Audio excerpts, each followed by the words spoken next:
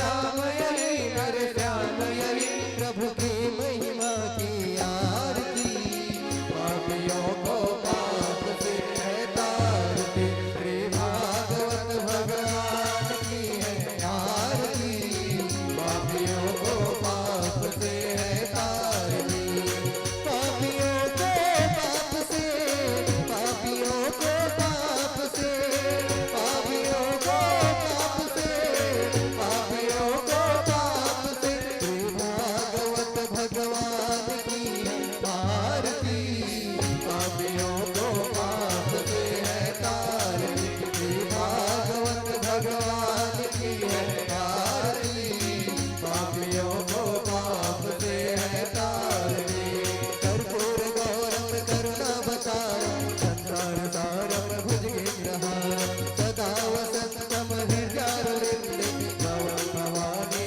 सहितं नमामि त्वमेव माता च पिता त्वमेव त्वमेव बन्धुः च सखा त्वमेव त्वमेव वेद्या द्रविडं त्वमेव त्वमेव सर्वं मम देवदेव हरे राम राम राम हरे हरे हरे कृष्ण कृष्ण कृष्ण हरे हरे हरे राम राम हरे हरे हरे कृष्ण कृष्ण कृष्ण हरे हरे कृष्ण गोविंद हरे मुरारी श्रीनाथ नारायण वासुदेव कृष्ण गोविंद हरे मुरारी श्रीनाथ नारायण वासुदेव श्रीनाथ नारायण वासुदेव श्रीनाथ नारायण वासुदेव श्रीनाथ नारायण वासुदेव श्रीनाथ नारायण वासुदेव कृष्ण गोविंद हरे मुरारी श्रीनाथ नारायण वासुदेव कृष्ण गोविंद हरे मुरारी श्रीनाथ नारायण वासुदेव श्रीनाथ नारायण वासुदेव श्रीनाथ नारायण वासुदेव जलेन शीतलीकरणं पुष्पैः देवता अभिवन्दनं हस्ताभ्यामात्माभिवन्दनं परमात्माभिवन्दनम् आरोग्यार्थे आरार्तिग्रहणम् शुभं भवति कल्याणम् आरोग्यं सुखसम्पदम् आत्मतत्त्वा प्रबोधाय दीपज्योति नमोऽस्तु ते दीपज्योति परब्रह्म दीपज्योति जनार्दन दीपो मे हरतु पापं दीपज्योति नमोऽस्तु ते हस्ते अक्षतपुष्पाणि गृहीत्वा अथ मंत्रपुष्पाञ्जलिः पीला चमन फूल भी रख लो। सभी भक्तगण हाथ जोड़ करके भगवान श्री बांके बिहारी लाल की मंत्र पुष्पांजलि करेंगे। ओम यज्ञेन यज्ञमय जन्त देवास्तानि धर्माणि प्रथमान्याशन्न तेहनाकं महिमानः सचन्द्र यत्र पूर्वे शाद्याः सन्ति देवाः ओम एकदन्ताय विद्महे वक्रतुण्डाय धीमहि तन्नो दन्ति प्रचोदयात् ओम तत्पुरुषाय विद्महे महादेवाय धीमहि तन्नो रुद्रः प्रचोदयात् ओम देवकी नंदनाय विद्महे वायुपुत्राय धीमहि तन्नो हनुमत् प्रचोदयात् नानासुगन्धि पुष्पाणि यथा कालोद्भवानि च पुष्पाञ्जलिर्मया दत्ता गृहाण परमेश्वर गृहाण परमेश्वरी श्री कृष्णचंद्र देवताभ्यो नमः देवदेवोत्तम देवता पुराण पुरुषोत्तम देवताभ्यो नमः मंत्र पुष्पांजलिं समर्पयामि नमस्कारकान् समर्पयामि। बोले कृष्णचंद्र भगवान की जय बोले बांके बिहारी लाल की जय बोले भागवत महापुराण की जय जय जय श्री राधे जय जय श्री राधे जय जय श्री राधे श्याम। बोली वृंदावन बिहारी लाल की जय। सभी भक्तजन अपने अपने स्थान पे सकुशल विराजमान हो जाएं और पुनः समस्त नगरवासियों से निवेदन है कि हमारे बीच व्यास महाराज जी मंचासीन हो चुके हैं। अब हम उनके मुखारबिंद से आज की पावन कथा को श्रवण करने वाले हैं। तो आप सभी भक्तजन आज की पावन कथा को श्रवण करने के लिए अधिक से अधिक संख्या में पधारें और पावन कथा का रसपान करें। कल की पावन कथा में हम सभी ने बड़े ही उत्साह के साथ भगवान श्री कृष्णचंद्र जी के जन्म उत्सव का आनंद लिया। सुंदर सी झांकी हम सभी को दर्शन करने को प्राप्त हुई। ठीक उसी क्रम में हम आज की पावन कथा को श्रवण करेंगे। और आज की पंचम दिवस की पावन कथा में हमारे बीच हमारे परम पूज्य जीजा जी सपोज से हम पधारे हैं। उनका बहुत बहुत स्वागत वंदन अभिनंदन है। साथ ही तमनार से हमारे भांचा जी आप भी पधारे हैं, आपका भी बहुत बहुत स्वागत है।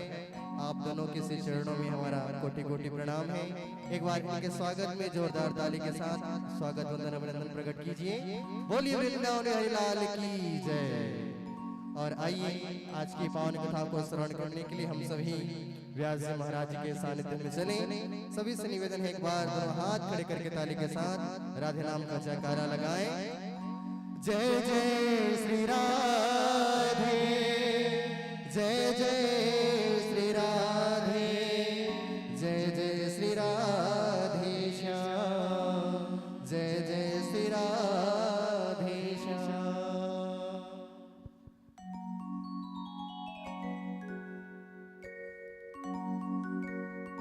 श्री राधे हरि ओम, हरि ओम, श्री राधे।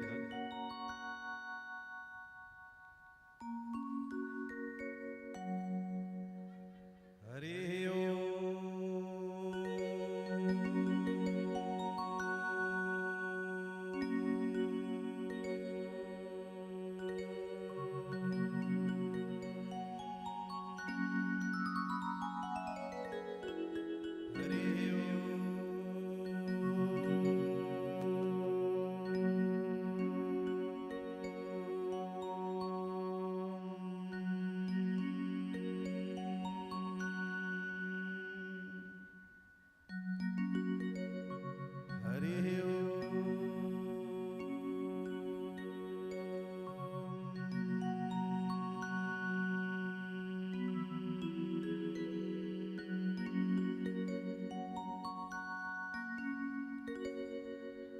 स्वस्ति श्री गणेशाय नमः। स्वस्ति श्री गणेशाय नमः। स्वस्ति श्री गणेशाय नमः। मंगलम भगवान विष्णु, मंगलम गरुड़ध्वज, मंगलम पुंडरीकाक्ष, मंगलाय तनो हरे। वक्रतुंड महाकाय सूर्यकोटि समम प्रभः निर्विघ्नं कुरु मे देव सर्वकार्येषु सर्वदा। ओम सच्चिदानंद रूपाय विषयोत्पत्त्यादि हेतवे तापत्रय विनाशाय श्री कृष्णाय वयं नमः। बंसी विभूषित करा नवनीरदाभा पीतांबरादरुण बिंब फलाधुरष्ठा पूर्णेन्दु सुंदर मुखाद अरविंद नेत्रा कृष्णात् परं किमपि तत्त्वमहं न जाने यं प्रव्रजन्तमनुपेतम् अपेतकृत्यं द्वैपायनो विरह कातर आजुहाव पुत्रेति तन्मयतया तरो अभिनेदुस्व सर्वभूतहृदयं मुनिमानतोऽस्मि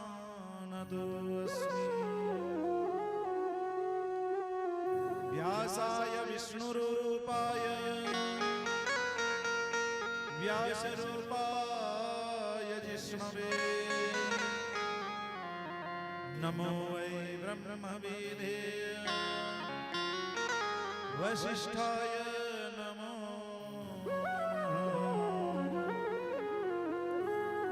नारायणं नमस्कृत्यं नरश्चैव नरोत्तमं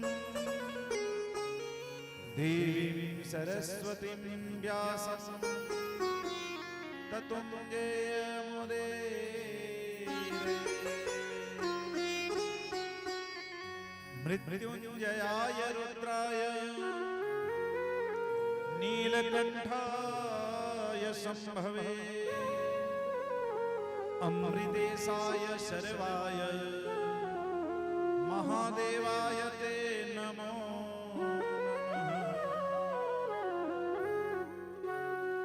सर्वमंगले मांगल्ये शिवे सर्वार्थ साधिके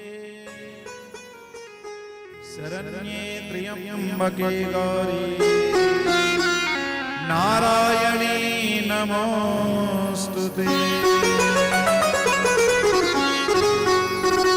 जय जय श्री राधारमण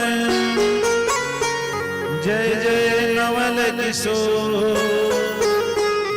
जय गोपी चित चोर प्रभु जय जय श्री माखन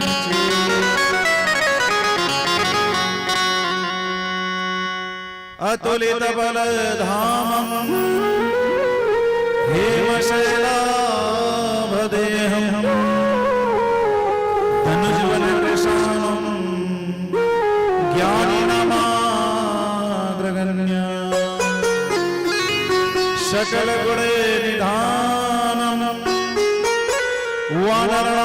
वानरामधीशं रघुपति प्रिय भक्तम वातजातं नमामि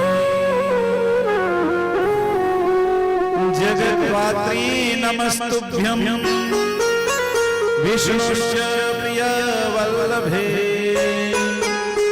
यतो ब्रह्मादयो देवा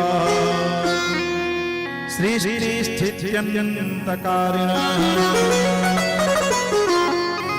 नमस्तुलसी कल्याणी नमो मोक्ष प्रदे देवी नमः संपत प्रदायिके राधा साध्यं साधनं यस्य राधा मंत्रो राधा मंत्रदात्री च राधा सर्वं राधा जीवनं यस्य राधा राधा राधा वाचिकं तस्य शेषम्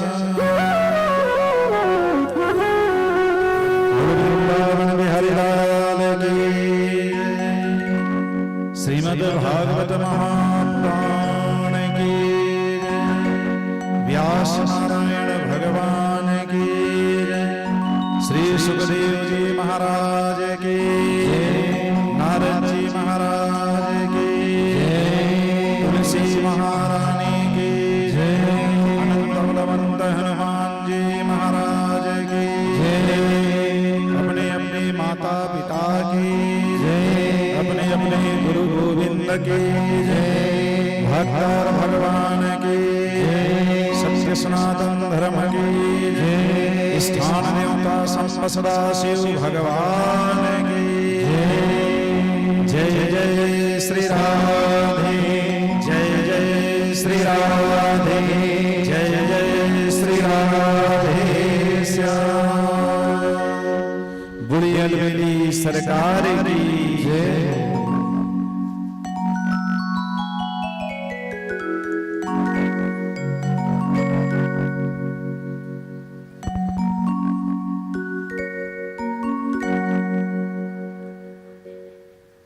पंखा को थोड़ा सा ठीक से करिए, हवा नहीं आ रही है।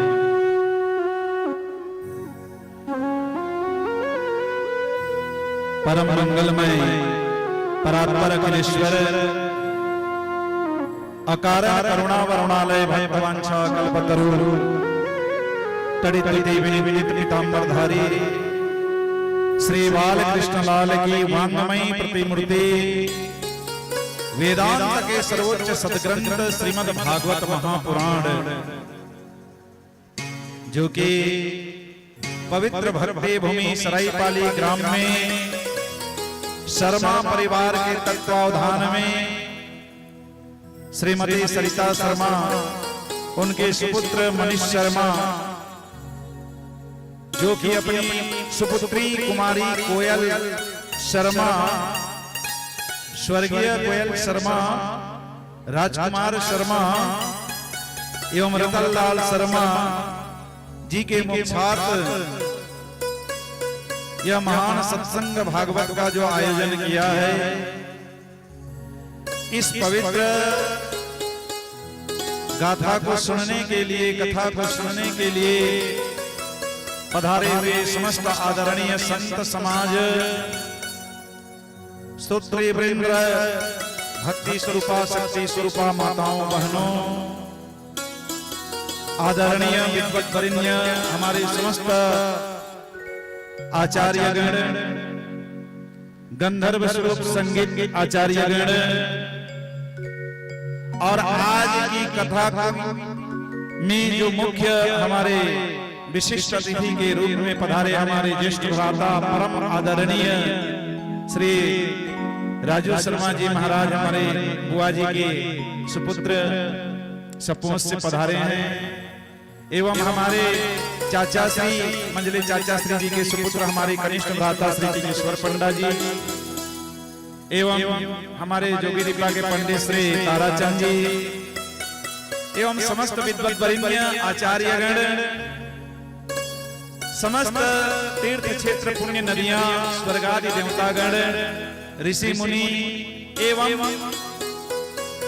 समस्त जीवात्मा जो इस कथा की रसपान के लिए भगवान के पवित्र दरबार में प्रत्यक्ष अप्रत्यक्ष रूप से पधारे हैं, उन समस्त भक्तों के हृदय में बसने वाले परम पिता परमेश्वर की श्री चरणों में इस व्यासपीठ की ओर से कोटि कोटि प्रणाम वंदन नमन एवं आप सबको अनंत जय श्री राधे कृष्ण राधे राधे।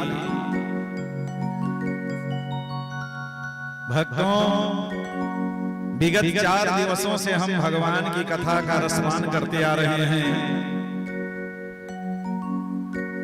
भगवान की कथा उसी को प्राप्त होता है जो भगवान के चरणों में अपना सर्वस्व न्योछावर करते हैं। भगवान के दरबार में इस कड़ी धूप में, इस भीषण गर्मी में आप सब जो पधारे हो, ये भगवान की ही कृपा है जो आप आज भगवान के दरबार में आ पाए भगवान की कथा का रसपान करने के लिए। भगवान की कथा ऐसी कथा है जिसको श्रवण कर लेने मात्र से कली युग में जितने कलुषित प्राणी हैं उन सब का उद्धार हो जाता है, भगवान की शरणागति प्राप्त हो जाती है। एवं इस कथा का लाभ हमको ही नहीं वरन हमारे पितृ देवताओं को प्राप्त होता है, क्योंकि श्रीमद् भागवत शास्त्र में कहा गया है, श्रीमद् भागवतम शास्त्रम मुक्ति दानेन गर्जस्यति। यह शास्त्र मुक्ति देने के लिए गर्जना करता है और कहता है कि मेरे शरण में कोई आए तो सही, यदि मैं उसके पुरखों को ना तार दूं तो फिर बताना। यह श्रीमद् भागवत शास्त्र दावे के साथ डंके के चोट पर कहता है कि मेरी कथा का कोई रसपान करे तो सही, मैं उसके सारे पाप ताप न मिटा दूं तो बताना। और आज हम भगवान की उसी कथा को सुनने के लिए सब यहाँ एकत्रित हुए हैं। कल की कथा की ओर आपका ध्यान आकर्षित कराना चाहूं। कल की कथा में हमने बहुत सारी कथाओं को श्रवण किया, जिसके अंतर्गत प्रहलाद जी का पवित्र चरित्र, भगवान नरसिंह जी का अवतार एवं समुद्र मंथन की कथा, जिसमें भगवान ने मोहिनी रूप धारण करके, कच्छप रूप धारण करके मंदराचल को सिर पर धारण किया और देवताओं को अमृत पान कराया। साथ ही साथ हमने कल वामन भगवान की पवित्र कथा को भी श्रवण किया और श्री रामचंद्र जी की कथा भागवत महापुराण में मात्र 1.5 अध्याय में बताई गई है, जबकि भगवान श्री कृष्ण की कथा 135 अध्यायों पर वर्णित है। हमने कल भगवान के जन्मोत्सव की कथा को भी श्रवण किया और जन्मोत्सव में कल हमने भगवान की खूब बधाई यहाँ पर बांटी। सब मिलजुल कर कितना नृत्य किए, भगवान का स्वागत किए। आज हम वहीं से पुनः कथा प्रारंभ करेंगे,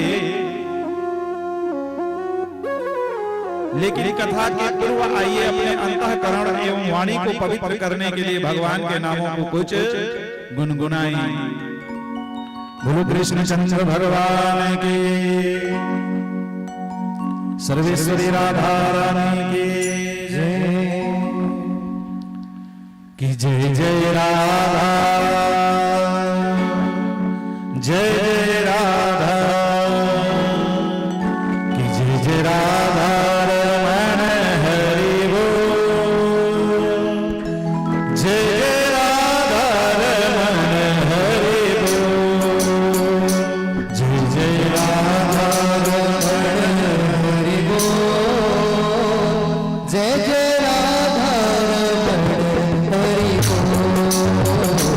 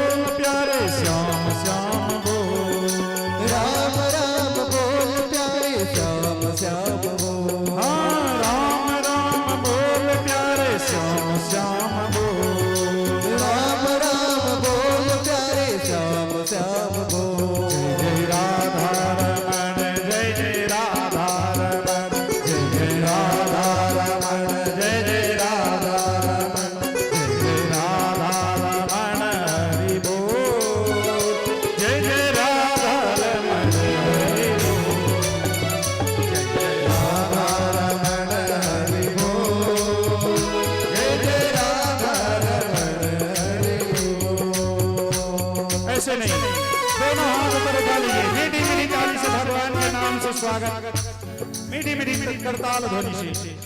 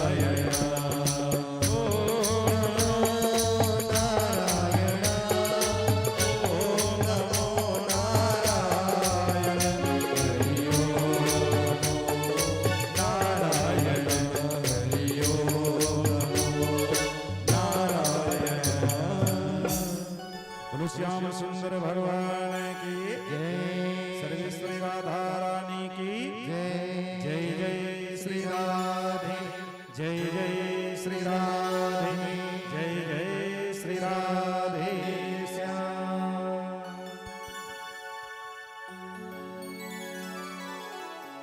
आइए भक्तों, जिस कथा को श्री सूत जी महाराज शौनक आदि 88,000 जो ब्राह्मण ऋषि संत महात्मा हैं उन्हें नैमिषा अरण्य पुण्य क्षेत्र में इस कथा को सुना रहे हैं, और जिस कथा को भगवान सुखदेव महाराज परीक्षित को श्रवण करा रहे हैं, और जिस कथा को स्वयं ब्रह्मा जी नारद को श्रवण करा रहे हैं, उसी पवित्र कथा को आज हम सब मिलकर श्रवण कर रहे हैं। भगवान की भक्ति जरूरी है भक्तों। भगवान के चरणों में जब तक प्रीति नहीं होती तब तक मनुष्य को इस पृथ्वी पर बार बार जन्म लेना पड़ता है। दुर्लभो मानुषो देहो देहिनां क्षणभंगुरः तत्रापि दुर्लभं मन्ये वैकुंठ प्रिय दर्शनम। बहुत दुर्लभ, बहुत परिश्रम, बहुत मेहनत के बाद में मनुष्य शरीर की प्राप्ति होती है और उससे भी ज्यादा प्रयत्न वैकुंठ को प्राप्त करने के लिए करना पड़ता है। और वैकुंठ की प्राप्ति कब होती है, भगवान का सानिध्य कब प्राप्त होता है, जब हम भगवान के चरणों में नतमस्तक होकर आत्मसमर्पण की भाव जागृत करते हैं, भगवान को अपना सब कुछ अर्पण कर देते हैं। कई ऐसे भक्त हैं जो हजार श्रीमद् भागवत की कथाएं सुन चुके, लेकिन जरा सा ना तो काम गया, ना क्रोध, ना लोभ, ना मद, ना मोह, ना अहंकार, कुछ काम का नहीं। भागवत शास्त्र में जरूर कहा गया है, निगम कल्प तरोरगलिकम फलम सुख मुखाद अमृत द्रव संयुक्तम पिबत भागवतम रसमालयम मुहुरहु रसिका भूय भावुका। बार बार इस कथा का पान करो, और कब तक करो, जब जब प्रभु की प्राप्ति न हो जाए। और भगवान के जो भक्त हैं उन्हें तो भगवान की कथा जितना सुनते हैं और सुनने की जिज्ञासा, सुनने की प्यास बढ़ती जाती है। और कई ऐसे भी भक्त हैं जो केवल एक भागवत श्रवण किए, एक बार सप्ताह ज्ञान यज्ञ सुने और पूरे जीवन ही उनका बदल गया। कई ऐसे भक्त हैं जिन्हें मैं जानता हूं, जिन्होंने केवल एक ही कथा श्रवण की और पूरा उनका जीवन बदल गया। भक्त बताते हैं कि महाराज हम लोग मांसाहारी थे, महाराज हम लोग कभी पूजा पाठ नहीं करते थे।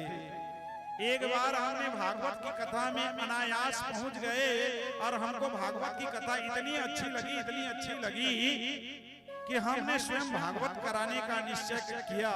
और श्रीमद् भागवत की कथा जब हमने श्रवण की तो पूरा हमारा जीवन ही बदल गया। ऐसा कोई दिन नहीं महाराज कि हम मदिरा का सेवन नहीं करते थे, ऐसा कोई दिन नहीं महाराज जब हम मांस मछली भक्षण न किया करते हो। लेकिन भागवत की कथा जब से श्रवण की है, पूरा जीवन शाकाहारी हो गया है। आज हाथ से जो सिगरेट जो हाथ पकड़ता था, वह हाथ माला लेकर के भगवान के नाम को जपता है। कई ऐसे भक्त हैं जो भागवत की कथा सुन करके पूरे अपने जीवन में बदलाव ला करके पूरे गांव को भी सुधार दिए। तो भागवत कथा कब सफल है, जब इस कथा का सार अपने जीवन में हम उसको धारण करें। और जब तक भागवत की कथा हमारे जीवन में नहीं उतरेगा, भला कथा कहां से सफल होगा। इसलिए भागवत की कथा को श्रवण करें, और जो इसमें संस्कार की बातें, सदाचार की बातें, धर्म की बातें आपको बताई जाती है, उसे अपने जीवन में अमल करें। आइए हम कथा में प्रवेश करेंगे। कल हमने भगवान का जन्मोत्सव मनाया। देखिए, भगवान श्री बांके बिहारी जी को जन्म लिया देवकी के गर्भ से, जन्म लिया देवकी के गर्भ से, और स्तनपान किया मां यशोदा का। धन्य है मां यशोदा कि भगवान को पुत्र रूप में स्तनपान कराती है। पूर्व जन्म में ऐसा कौन सा तप किया था मां यशोदा ने कि भगवान उनके घर में आए और पुत्र की रूप में माता पिता को वात्सल्य प्रेम प्रदान किए।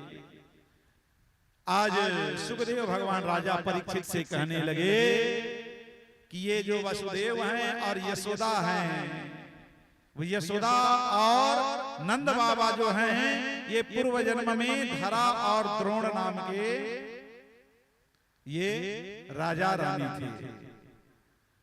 धरा नाम की रानी थी यशोदा, द्रोण नाम के राजा थे नंद बाबा।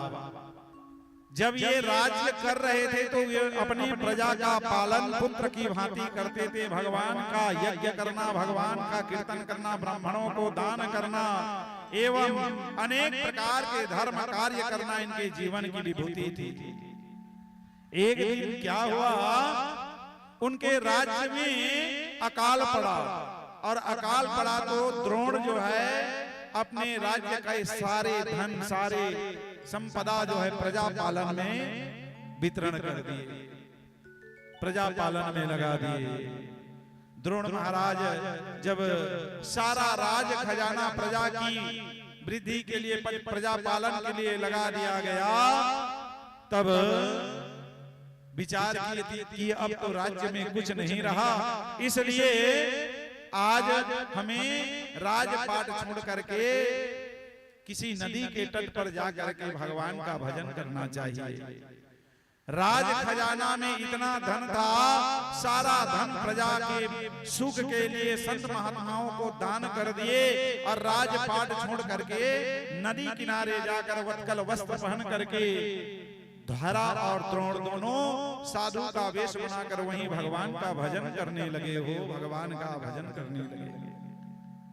द्रोण महाराज के तप के प्रभाव से, द्रोण महाराज के सत्य के प्रभाव से, द्रोण और धरा के सदाचार से, दानशीलता से उनका जो व्यवहार था, संस्कार था, दसों दिशाओं में उसकी प्रकाश फैल गई। सब तरफ उनकी जय जयकार होने लगी। तो नारद जी महाराज एक दिन भगवान विष्णु के पास वैकुंठ लोक को गए हो और भगवान नारायण को कहने लगे, प्रभु इस समय पृथ्वी पर तो धरा और द्रोण का तेज है, उनके धर्म का प्रभाव, उनके तप का प्रभाव, उनके दान का प्रभाव पूरे विश्व में गाया जा रहा है। भगवान नारायण मुस्कुराए और बोले, हे देवर्षि, वह तो मेरा प्रिय भक्त है, आज मैं उसकी भक्ति से, उसके सदाचार से, उसके तप के प्रभाव से बड़ा प्रसन्न हूँ और आज मैं उन्हें दर्शन देने के लिए स्वयं जाऊंगा। लेकिन भक्त की परीक्षा के बिना भगवान भक्त को स्वीकार नहीं करते। जिस भक्त को भगवान अपनाना चाहते हैं तो सबसे पहले लक्ष्मी, संसार की जो संपत्ति जिसको हम मानते हैं, उस सारा संपत्ति को भगवान पहले हरण कर लेते हैं, दरिद्र कर देते हैं। देखते हैं भगवान की दरिद्रता में यह भक्त मुझे स्मरण करता है कि नहीं करता। आज भगवान नारायण स्वयं आए धरा और द्रोण के पास, उनकी कुटिया के पास, और उन्होंने एक ब्राह्मण का रूप धारण किए और अपना एक पुत्र और पुत्र वधू बना दिए। तीन हो गए भगवान। स्वयं भगवान ब्राह्मण के रूप में आए, एक ब्राह्मण राजकुमार के रूप में, और एक पुत्री के पुत्र वधू को लेकर के भगवान धरा के यहाँ भिक्षा के लिए गए। और जैसे ही भिक्षा के लिए कुटिया में गए हो, भिक्षाम देहि भगवान जब कहने लगे, उस समय द्रोण महाराज लकड़ी लेने के लिए वन में गए थे, लकड़ी बेच करके जीवन यापन करते थे और भगवान का भजन किया करते थे। धरा केवल कुटिया में अकेली उस समय थी। उसी समय भगवान जब पहुंचे, धरा ने देखा कि मेरे घर में कुछ अतिथि आए हैं, और अतिथि तो देवताओं के समान शास्त्र में बताया गया है। अतिथि देवो भव। जिसके घर से साधु महात्मा या कोई भिक्षुक बिना भिक्षा लिए वापस जाता है तो वह अपना दुर्भाग्य, अपना पाप कर्म उसके घर में छोड़ करके चला जाता है। इसलिए ध्यान रहे भक्तों, हमारे दरबार में, हमारे घर में कोई भी भिक्षा के लिए आए, चाहे कोई भी अतिथि आए, बिना सत्कार के उसे कभी भी ना भेजें। एक गिलास पानी कम से कम जरूर पिलाएं। इस प्रकार से भगवान जब आए तो धरा ने बड़ा स्वागत किया हो, बड़ा स्वागत किया। स्वागत किए धरा, और जब बोले भगवान नारायण कि हम 2-3 दिन से कुछ खाए नहीं है, हमारे लिए कुछ भोजन हो जाए तो बड़ी कृपा होगी। धरा ने कहा, भगवान आप चिंता न करें, आप जरा सा स्नान करिए, मैं भोजन तैयार करती हूँ, भोजन पकाती हूँ। ये कहकर धरा रसोई में गई। रसोई में जाकर के धरा देवी आज जब बर्तन में अन्न का एक दाना भी नहीं मिला, धरा व्याकुल हो गई कि आज मैं कैसे अतिथियों की सेवा करूं। यदि ये यहाँ से भूखे चले जाएंगे तो हमारा बड़ा अधर्म हो जाएगा, बड़ा हमारा नुकसान हो जाएगा, धर्म में क्षति पहुंचेगी। धरा विचार करने लगी, अब मैं क्या करूं। भगवान नारायण अपने पुत्र और पुत्र वधू के साथ स्नान के लिए यमुना पर गए। इधर धरा देवी, पास में गांव था, गांव में एक सेठ का दुकान था, उस सेठ के दुकान में आज धरा देवी गई है और कहने लगी कि सेठ जी मेरे घर में कुछ अतिथि मेहमान आए हैं, इसलिए उनके स्वागत के लिए, भोजन के लिए मेरे पास अभी अन्न का एक दाना भी नहीं है, इसलिए आप 1 किलो आटा, 1 किलो गुड़ और कुछ घी मुझे उधार में दे दीजिए। जैसे ही मेरे पति शाम को लकड़ी लेकर आएंगे, लकड़ी का दाम लेकर आएंगे, मैं आपका उधार चुकता कर दूंगी। धरा ने जब इस प्रकार से कहा तो सेठ हंसने लगा और कहने लगा, देखो देवी, हम तो नगद विक्रय करने वाले हैं, उधार बाड़ी हमारे यहाँ कुछ चलता नहीं है, इसलिए सामान लेना है तो मूल्य तो तुम्हें देना पड़ेगा। धरा देवी आज हाथ जोड़ करके कहने लगी कि हे सेठ जी, हम रोज आपके यहाँ से राशन की सामग्री ले जाते हैं और भोजन बनाते हैं, आज तक हमने आपका 1 रुपए उधार नहीं किया, और मैं कहती हूँ मेरे स्वामी जब आएंगे तो मैं आपके राशन का मूल्य चुका दूंगी, इसलिए आप मुझ पर विश्वास करो, अभी मेरे पास आपको देने के लिए कुछ नहीं है, जैसे ही मेरे पति आएंगे मैं आपको चुकता कर दूंगी, और मुझे अभी कुछ राशन दे दीजिए। गिड़गिड़ाने लगी धरा, लेकिन सेठ जी तो जो थे कहने लगे, देखो देवी, यदि सामान लेना है तो कुछ तो देना पड़ेगा। ये कहते हुए वह सेठ जी धरा की सुंदरता को देखकर आज मुस्कुराने लगे और कहने लगे कि देवी, तुम्हारे पास तो देने के लिए बहुत कुछ है। आज जैसे ही धरा ने ये सुना कि मेरे पास तो कुछ नहीं है और ये सेठ क्या बोल रहा है, तब वह ऐसी ऐसी बातें करने लगा। धरा समझ गई कि यह मेरे जवान जो है शरीर को देख करके, मेरे इस रूप को देखकर मोहित हो करके वह मेरे शरीर को चाहता है, यह कह करके धरा समझ गई। और सेठ ने जब कहा कि धरा, यदि तुम मेरी हो जाओगी तो मैं तुम्हें जितना सामान चाहोगी उतना दे सकता हूँ। तब धरा ने एक बार विचार किया, अपने धर्म की रक्षा के लिए, अपनी कर्तव्य की पालना के लिए धरा ने कहा कि मैं जरूर आपकी कामना को पूरी करूंगी, पहले आप मुझे सामान दे दीजिए। फिर कुछ राशन का सामान लेने के लिए सेठ जैसे ही अंदर गया, धरा देवी उसी समय गुड़ काटने वाला चाकू वहां पड़ा था, उस चाकू को उठाए और अपने दोनों स्तन को काट करके आज सेठ के हाथ में रख दिए और राशन का सामान लेकर के अपने कुटिया को आ गए। रक्त से लहूलुहान होकर के आज धरा रसोई में भगवान के लिए भोजन बनाई हो, आटे से भगवान के लिए रोटी बनाई, खीर बनाए, और जब भगवान स्नान करके आए अपने पुत्र और पुत्र वधू के साथ, धरा उनको परोसने लगी। जैसे भोजन परोसा, रक्त की बूंदें टप टप टप टप ऐसे टपक रहे थे। धरा रसोई में गई और वहीं जाकर के बेहोश हो गई। भगवान नारायण ने देखा कि रक्त की बूंदें कुछ पड़ी है, भगवान उठ खड़े हुए भोजन स्थल से और रसोई में गए और धरा को चिल्लाने लगे, देवी धरा, देवी धरा, तुम्हें क्या हो गया, इस प्रकार से तुम क्यों लेट गई हो। जाकर के भगवान देखने लगे, बेहोश पड़ी थी धरा, कुछ जल की बूंदें, कुछ जल की छींटे मारे भगवान ने, और धरा जब जगी तो सारा बात आज धरा ने भगवान को बताए कि हे ब्राह्मण, हे महात्मन, हमारे घर में आज अन्न का एक दाना भी नहीं था, और आज तक हमने जीवन में किसी भी अतिथि को, किसी भी भिक्षुक को कभी खाली हाथ वापस नहीं भेजा। आपने भोजन की याचना की, इसलिए मैं भोजन के लिए जब अन्न राशन लेने के लिए गई तो सेठ ने मेरे सुंदर शरीर को मांगा, तब मैंने अपने दोनों स्तन उनके हाथ में दिए और आपके आतिथ्य धर्म का पालन किया। भगवान के आंखें आज सजल हो गए, अश्रु के जल भगवान के नेत्र से झरने लगे और कहने लगे, धन्य हो देवी, तुमने अपने धर्म की रक्षा के लिए अपने दान की सत्यता के लिए तुमने आज जो स्त्रियों का सबसे सुंदर अंग होता है स्तन, उसको तुमने काट करके सेठ को दे दिए। आज मैं तुम्हारी भक्ति से प्रसन्न हूँ और मैं तुम्हें यह वर देता हूँ, जिस स्तन को तुमने दान किया है अगले जन्म में तुम मेरी माँ बनोगी और इन्हीं स्तनों का मैं पान करूंगा। भले ही मैं किसी दूसरे के गर्भ से जन्म लूंगा, लेकिन स्तनपान तुम्हारा करूंगा। आज वही धरा यशोदा माता के रूप में जन्म लेकर के नंद बाबा द्रोण राजा हैं, द्रोण राजा नंद बाबा बने और धरा देवी यशोदा रानी बनी। देवकी के गर्भ से भगवान जन्म हुए और माँ यशोदा का स्तनपान किया।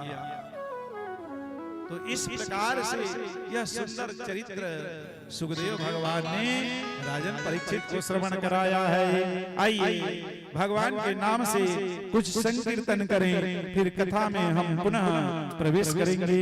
बोलो बाल कृष्ण लाल की जय हो। बोले कृष्ण कन्हैया लाल की जय। जय जय श्री राधे राधे, जय जय श्री राधे राधे, जय जय श्री राधे श्याम। और कल हम सभी ने बड़े ही उत्साह के साथ भगवान कृष्णचंद्र जी का जन्मोत्सव मनाया। आइए उनकी मंद मंद मुस्कनिया पे हम सभी भजन श्रवण करें। ओ तेरी मंद मंद मुस्कनिया पे जय हो, ओ तेरी मंद मंद मुस्कनिया पे बलिहार सावरे, ओ बलिहार सावरे।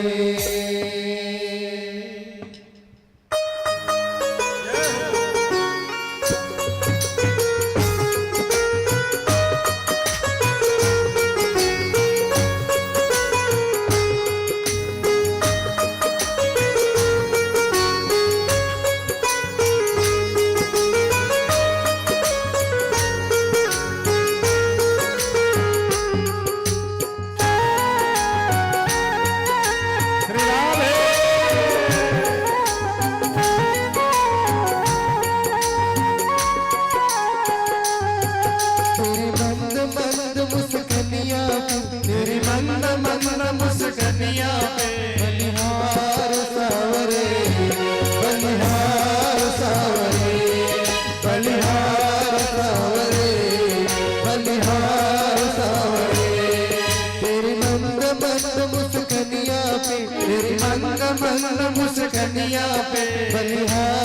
सावरे, बलिहार सावरे, बलिहार सावरे।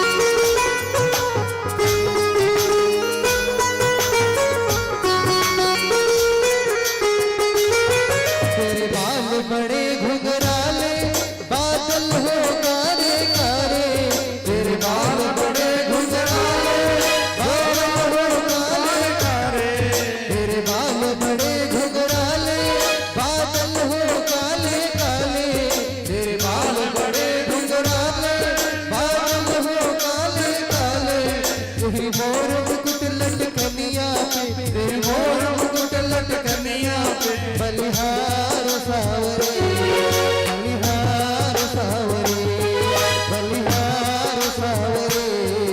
बलिहार सावरे तेरे मंद मंद मुस्कनिया पे तेरे मंद मंद मुस्कनिया बलिहार सावरे बलिहार सावरे बलिहार सावरे बलिहार सावरे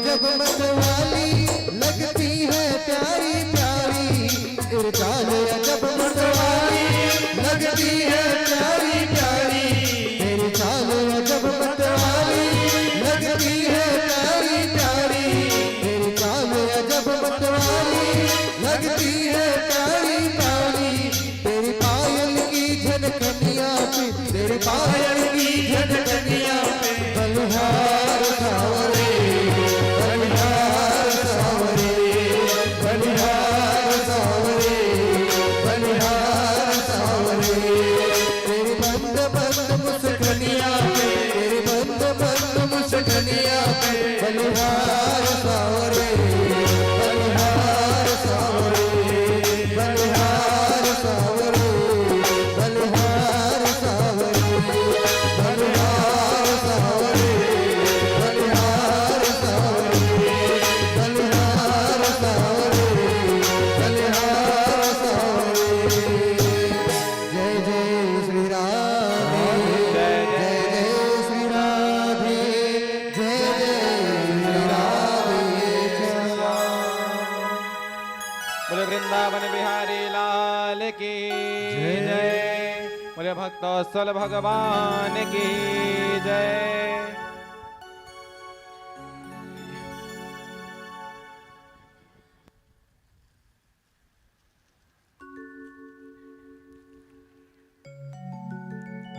बोलो श्याम सुंदर भगवान की जय।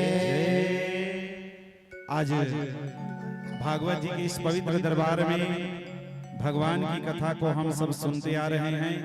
आइए आज हम एक ऐसी कथा को श्रवण करें जिसको मेरे हिसाब से सबको मालूम नहीं होगा। कंस महाराज जी की जन्म कथा। ये कंस इतना पापी क्यों हुआ, इतना अत्याचारी, इतना क्रूर क्यों हुआ, किसका पुत्र है और भगवान से क्यों बैर करता है। आइए शांत हो जाएं माताएं, बड़े भाव से बड़े प्रेम के साथ में आइए कथा में प्रवेश करें। भगवान सुखदेव राजा परीक्षित से कहने लगे कि राजन, वृष्णि वंश में एक राजा हुए जिनका नाम आहू। क्या नाम हुआ? आहू। इनके दो पुत्र हैं, उग्रसेन और देवक। उग्रसेन बड़े हैं, देवक जो है छोटा है। आज उग्रसेन की जो पत्नी है उसका नाम है पवन रेखा। क्या है? पवन रेखा। उग्रसेन और पवन रेखा का विवाह बहुत दिन हो गया, लेकिन उनका कोई संतान नहीं हो रहा था। पवन रेखा सर्वांग सुंदरी रानी थी, लेकिन उन दोनों का कभी आज तक संतान नहीं हुआ था। उनके छोटे भाई का नाम देवक था, जिसकी एक ही पुत्री थी जिसका नाम था देवकी। देवक का जवानी में ही मृत्यु हो गया। आज उग्रसेन महाराज जी के जो सुपुत्र हैं कंस महाराज जी, उनकी जन्म कैसे हुई, आइए उसके बारे में हम जानें। उग्रसेन महाराज जी की जो पत्नी है पवन रेखा, एक बार ऋतु स्नान करने के बाद में अपनी दासियों से उन्होंने कहा कि चलो आज हम वन भ्रमण के लिए जाते हैं। और पवन रेखा रानी अनेक दासियों अनेक सिपाहियों को लेकर के रथ में बैठ करके आज भ्रमण करने को वन निकली। और जैसे वन में प्रवेश की, सब तरफ सैन्य सिपाही दास दासियां घूम घूम करके वन की सुंदरता को देखने लगे। कहीं झरने, कहीं पर्वतमालाएं, कहीं बड़े बड़े वृक्ष, कहीं गुफाएं, कहीं लताएं, कहीं पुष्प, वन की सुंदरता को देखने लगे। सारे दास दासी अलग अलग जगह में जब जा जाकर देखने लगे, उस समय पवन रेखा भी वन की सुंदरता को देखते देखते एक गुफा में प्रवेश कर गई। बड़े बड़े उस गुफा में सघन वन है, अंधकार जैसा वह वातावरण है। देखते देखते वन की सुंदरता को गुफा में बहुत दूर जब प्रवेश कर गई, सब तरफ बड़े बड़े वृक्ष, घनघोर अंधकार सा लगा वह जगह। पवन रेखा रास्ता भूल गई। पवन रेखा ने विचार किया कि अब मैं जाऊं तो जाऊं कहां, कैसे जाऊं, क्या करूं। उसी समय उस वन में, उस गुफा में एक द्रुमलिक नाम का राक्षस रहता था। वह द्रुमलिक राक्षस ने जब पवन रेखा को देखा तो पवन रेखा की सुंदरता पर वह मोहित हो गया और पवन रेखा को देखकर विचार करने लगा कि ये किसकी स्त्री है जो इतनी सुंदर है और इस निर्जन वन में विचरण कर रही है। यदि यह मुझको एक बार प्राप्त हो जाए तो मेरा जीवन धन्य हो जाए। काम पिपासा जग उठी और उन्होंने अपनी आसुरी विद्या से वह द्रुमलिक राक्षस यह जान गया कि यह उग्रसेन की पत्नी पवन रेखा है। आज द्रुमलिक राक्षस ने अपने स्वरूप को उग्रसेन का स्वरूप बना लिए राक्षसी विद्या के द्वारा, और राजा का उग्रसेन का रूप धारण करके उसी वन में जहां पवन रेखा घूम रही थी वहीं पर प्रकट हो गया और कहने लगा, देवी तुम यहाँ घूम रही हो, मैं तुम्हें कब से खोज रहा हूँ। अपने पति को देख करके पवन रेखा आश्चर्य को प्राप्त हुई और कहने लगी, आप तो राजसभा में मीटिंग कर रहे थे, आप कैसे यहाँ चले आए। बेचारी पवन रेखा को क्या मालूम कि यह राक्षस द्रुमलिक है। पवन रेखा जब इस प्रकार से कहने लगी तब वह द्रुमलिक राक्षस पवन रेखा के हाथों को पकड़ करके कहने लगा, देवी आज मैं तुम्हारे विरह में मरे जा रहा हूँ। आज तुम मुझे काम से तृप्त करो, मेरी काम की प्यास बढ़ी हुई है। पवन रेखा समझाने लगी, ये क्या बात कर रहे हैं, आज तक कभी आपने दिन के समय में ऐसी बात नहीं की। दिन के समय में आज तक हमने कभी आपसे मिलाप नहीं किया, और आज आपको क्या हो गया है जो मुझसे रति की इच्छा मांग रहे हो। तब वह कहने लगा, मैं कुछ नहीं जानता और मुझे तो बस आज अभी तुरंत तुम्हारे साथ रमण करना है, विहार करना है। यह कहते हुए वह द्रुमलिक राक्षस आज पवन रेखा के साथ जबरदस्ती ही काम पिपासा, काम की प्यास बुझाने लगा। जब सब हुआ तब वह द्रुमलिक अपने स्वरूप में, राक्षस स्वरूप में भयंकर दाढ़ी, मूंछ, बड़ी बड़ी दांतें, काला कलौटा, पर्वत के समान आकार वाला हंसने लगा और कहने लगा, मैं तो द्रुमलिक हूँ। पवन रेखा ने जब जाना कि यह तो राक्षस द्रुमलिक है, वह घबरा गई और चित्कार करके रोने लगी, इस राक्षस ने मेरे सतीत्व को भंग कर दिया। आज मैं अपनी पतिव्रता धर्म से विचलित हो गई, इसने मेरे पातिव्रत धर्म को भ्रष्ट किया है। आज पवन रेखा श्राप देने को जब हुई तब वह द्रुमलिक राक्षस कहने लगा, देवी पवन रेखा मैं सब कुछ जानता हूँ, तुम उग्रसेन की पत्नी हो, लेकिन बहुत समय हो गए तुम्हारे यहाँ कोई संतान नहीं हो रहा है। तुमको देख करके अवश्य मैं मोहित हो गया और तुम्हारे साथ काम पिपासा बुझाया। लेकिन जाओ, मैं तुम्हें यह वर देता हूं, मेरे अंश से तुम्हारे गर्भ से मेरे ही समान बलशाली कंपायमान एवं वीर पुत्र का जन्म होगा, जो साधु संतों को सताने वाला होगा, अधर्मी होगा, भुजाओं में असीम ताकत होगी, स्वयं भगवान नारायण के हाथों से वह मरेगा, उसे कोई दूसरा परास्त नहीं कर सकता। यह कह करके वह द्रौमलिक हंसता हुआ गायब हो गया। पवन रेखा ने जब जाना, पछताती हुई, आंख मलती हुई, आंसुओं को पोंछती हुई विचार करने लगी, जो हुआ सो हुआ, अब पछताने से क्या होगा। बाल बिखर गए थे और उसका चेहरे का चमक भी लुप्त हो गया था। इतने में सारे दास दासी सिपाही खोजते हुए पवन रेखा के पास पहुंचे।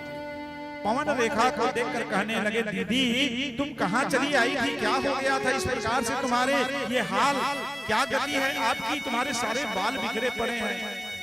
पवन रेखा उस समय कुछ बोली नहीं, कहने लगी, एक बड़ा बंदर यहाँ पर आ गया था, जिसको देख करके मैं घबरा गई, और जब वह मुझे डराने लगा तो मैं गिरकर बेहोश हो गई थी, और जब होश आया तो आप सब हो गए। पवन रेखा यह बात किसी को नहीं बताई और अपने घर आई। कुछ समय के बाद, 10 महीने के बाद, पवन रेखा के गर्भ से पृथ्वी को कंपायमान करने वाला एक पुत्र का जन्म हुआ, जिसका नाम पड़ा कंस। ये वही कंस है जिसने देवकी और वासुदेव को कारागार में बंद किया है। 5 वर्ष की अवस्था में कंस ने जरासंध जैसे बलशाली योद्धा को परास्त कर दिया था मल युद्ध में। इसीलिए जरासंध ने अपनी दोनों पुत्रियों अस्ति और प्राप्ति, दोनों पुत्रियों का विवाह कंस के साथ कर दिया था कि इससे बड़ा बलशाली, इससे ज्यादा वीर और कौन हो सकता है। आज ये कंस को जब पता चला कि देवकी का 8वां संतान मेरा काल होगा, देवकी के गर्भ से जन्म लेने वाले एक एक बालक को कंस मार डाले। 8वां संतान जब योग माया के रूप में वसुदेव जी यशोदा जी के यहाँ से जो लेके आए थे, जब वह आकाश में जब कंस के हाथ से छूट करके कहने लगी कि रे मूर्ख, तेरा मारने वाला अन्यंत्र कहीं पैदा हो गया है, तू क्या मुझे मारेगा। वही माँ भगवती को भगवान ने आशीर्वाद दिया था कि हे देवी, हे योग माया, जाओ पृथ्वी पर तुम अनेक नामों से विख्यात होगी और तुम्हारे भक्त तुमको पूजा करेंगे और तुम उन्हें मनोअभिलाषित फल प्रदान करोगे। तब से वहीं दुर्गा माँ कहीं मंगला बनकर, कहीं काली बनकर, कहीं सरस्वती, कहीं दुर्गा, कहीं चंडी, कहीं समलेश्वरी, कहीं चंद्रहासिनी, नाथलदायी, मानकेश्वरी, समलेश्वरी, विमलेश्वरी, चंचला, महामाया, अनेक नामों से माँ भगवती दुर्गा इस संसार में प्रकट हुई। भगवान स्वयं दुर्गा जी को आशीर्वाद दिए थे कि तुम भक्तों के सभी मनोरथ को पूर्ण करने में सक्षम रहोगी और विशेष रूप से तुम्हारा पूजन नवरात्रि के समय में होगा। चैत्र नवरात्रि एवं कुंवार नवरात्रि में विशेष रूप से खुली दरबार लगेगी। आषाढ़ में एवं मांग के महीने में 2 और नवरात्रि तुम्हारी होगी, जिसे गुप्त नवरात्रि के रूप से लोग जानेंगे। और तुम्हारे भक्त जो तंत्र साधना करेंगे तुम्हें प्रसन्न करके अनेक प्रकार के विद्या हासिल करेंगे।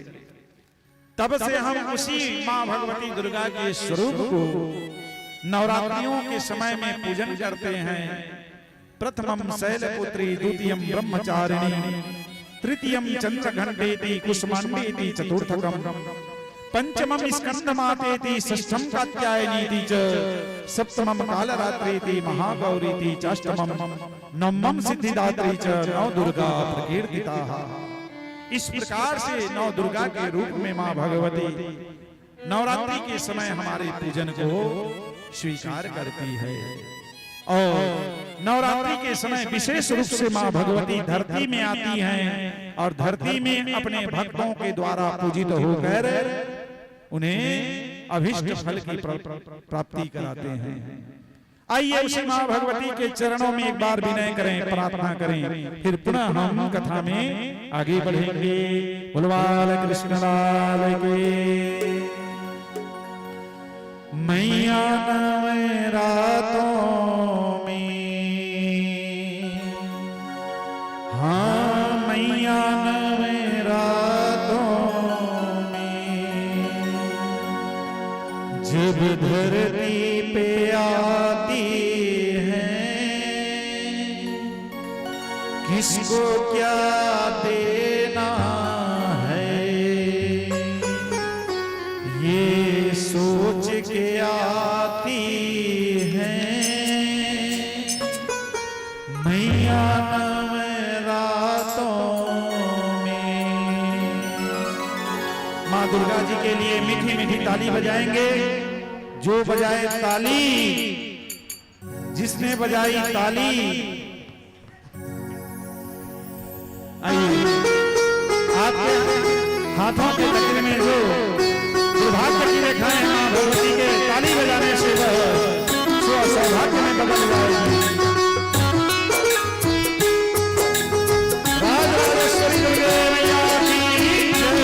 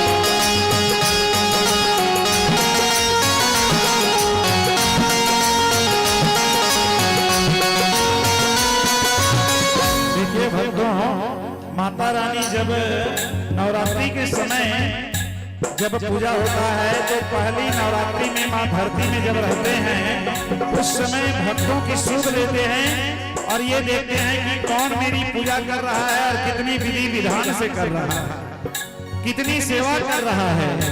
इसलिए बड़ा सुंदर भाव है भजन में।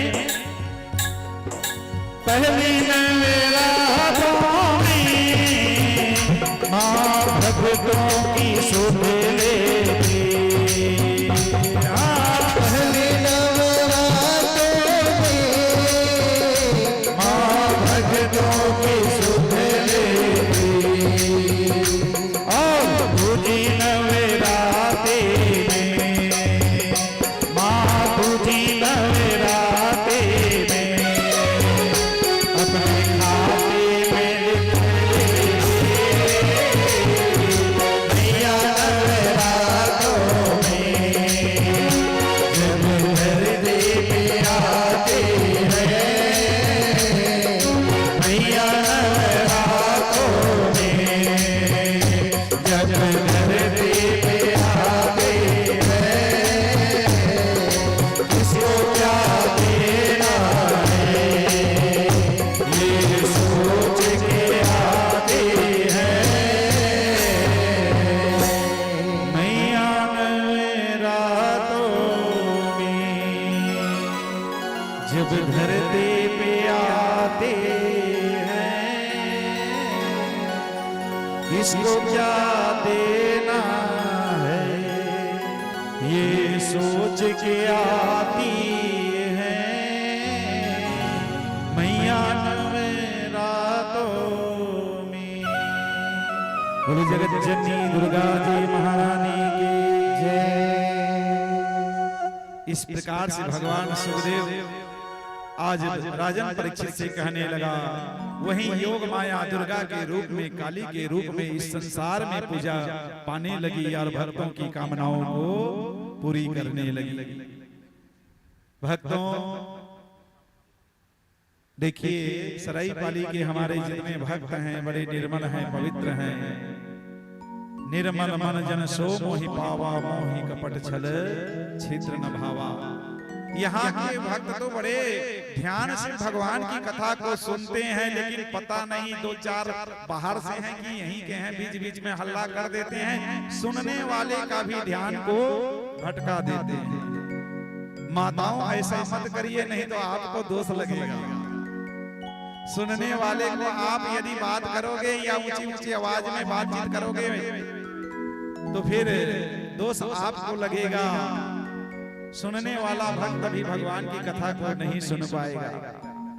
कई भक्त तो ऐसे हैं मोबाइल को हाथ में पकड़े हैं, कथा चल रही है और चीटिंग भी साथ ही साथ चल रही है। बोलो जय श्री कृष्ण। भगवान के दरबार में ये सब भगवान को पसंद नहीं है। भगवान को पाना है तो पहले अपने मन को भगवान के चरणों में चढ़ाओ। संसार के काम को, गृहस्थ के काम को छोड़ के भगवान के दरबार में आए हो तो केवल भगवान की कथा को सुनो, तभी यह आपका समय सदुपयोग कहलाएगा।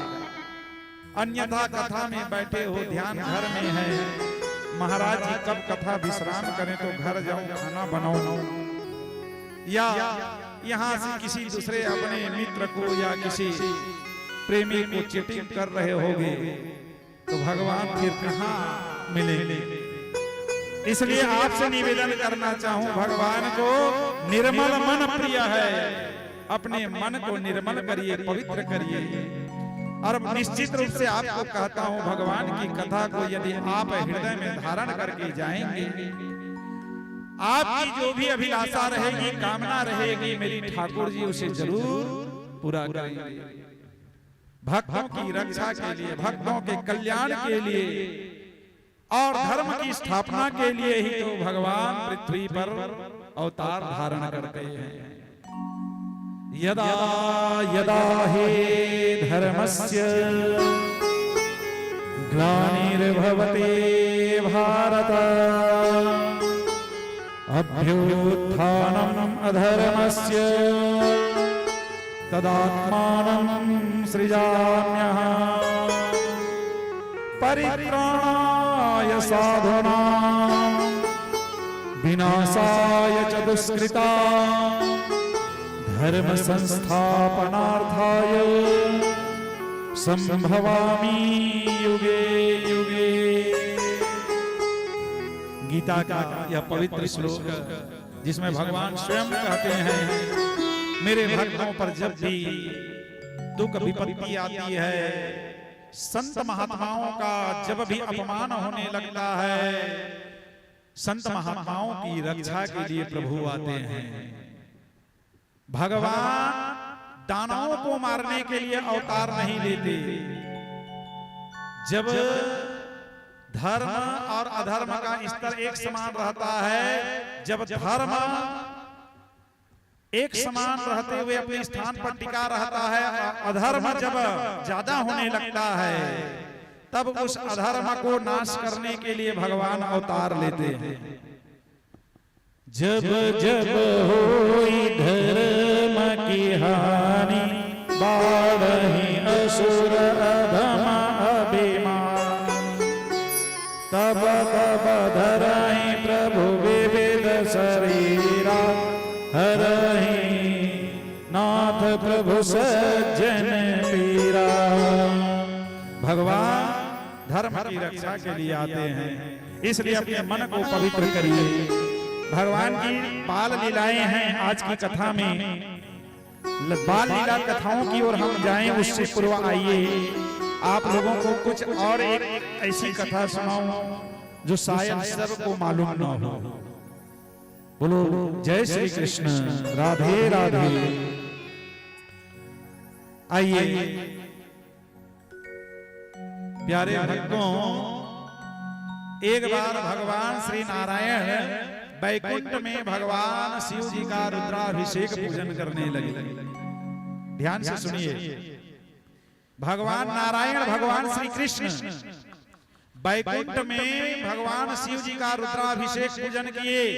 संकल्प लिया कि मैं भगवान शिव जी को 1 माह तक, पूरे सावन महीने तक भगवान शिव को पंचामृत से स्नान कराऊंगा।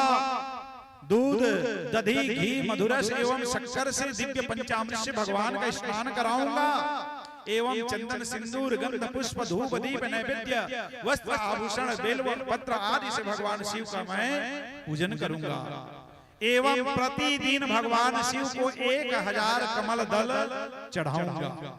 इस प्रकार से जब भगवान नारायण ब्राह्मण देवताओं को, ऋषियों को बुलाकर संकल्प लिए भगवान शिव का पूजन करने के लिए, तब मां लक्ष्मी जी को आश्चर्य हुआ कि ये तो संसार के मालिक हैं, संसार को बनाने वाले हैं, संसार का पालन करने वाले हैं और संसार का संहार भी करने वाले हैं, फिर इनसे बड़ा शिव कैसे हो गया जो कि भगवान शिव की पूजा कर रहे हैं।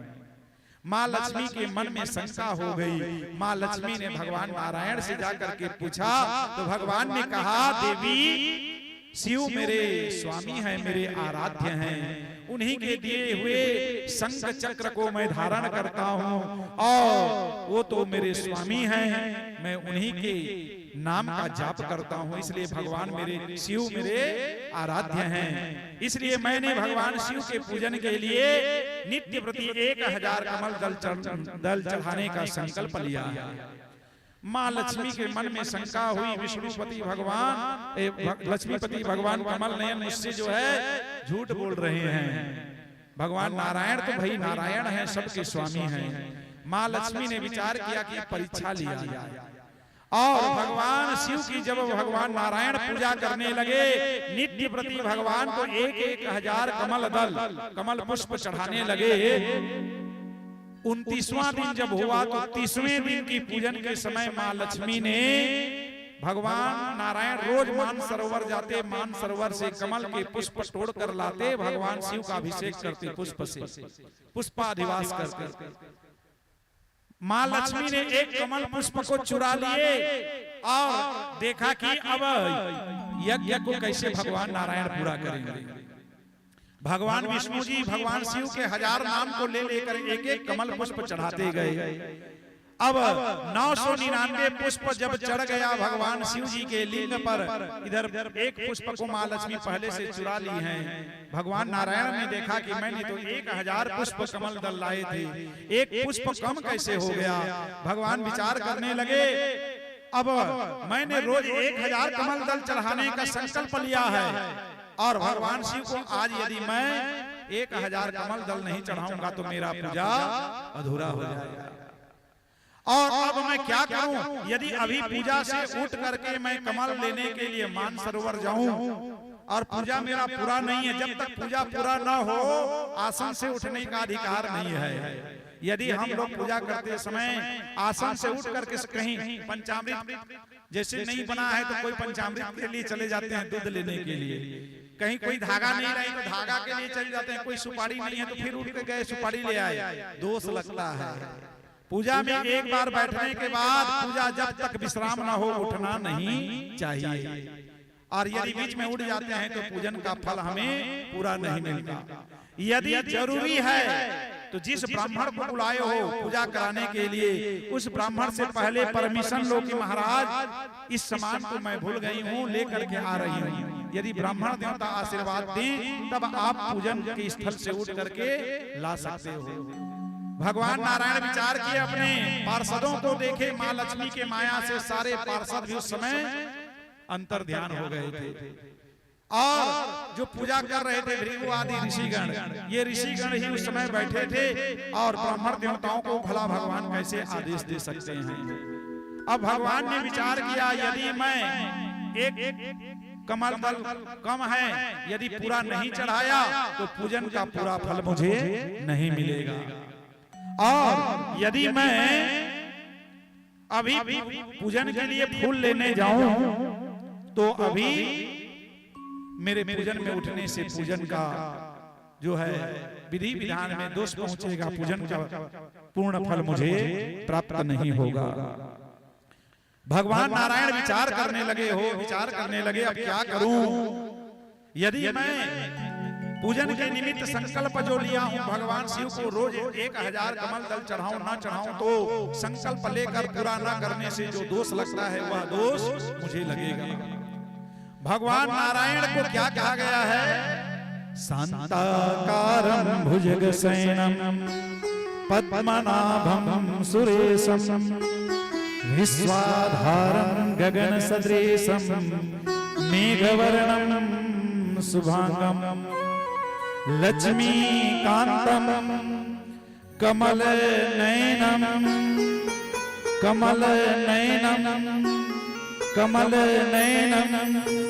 योगिर्विद्यानगम्यहम्। वेद शास्त्रों में भगवान के नयन को, आंख को कमल नयन कहा गया है।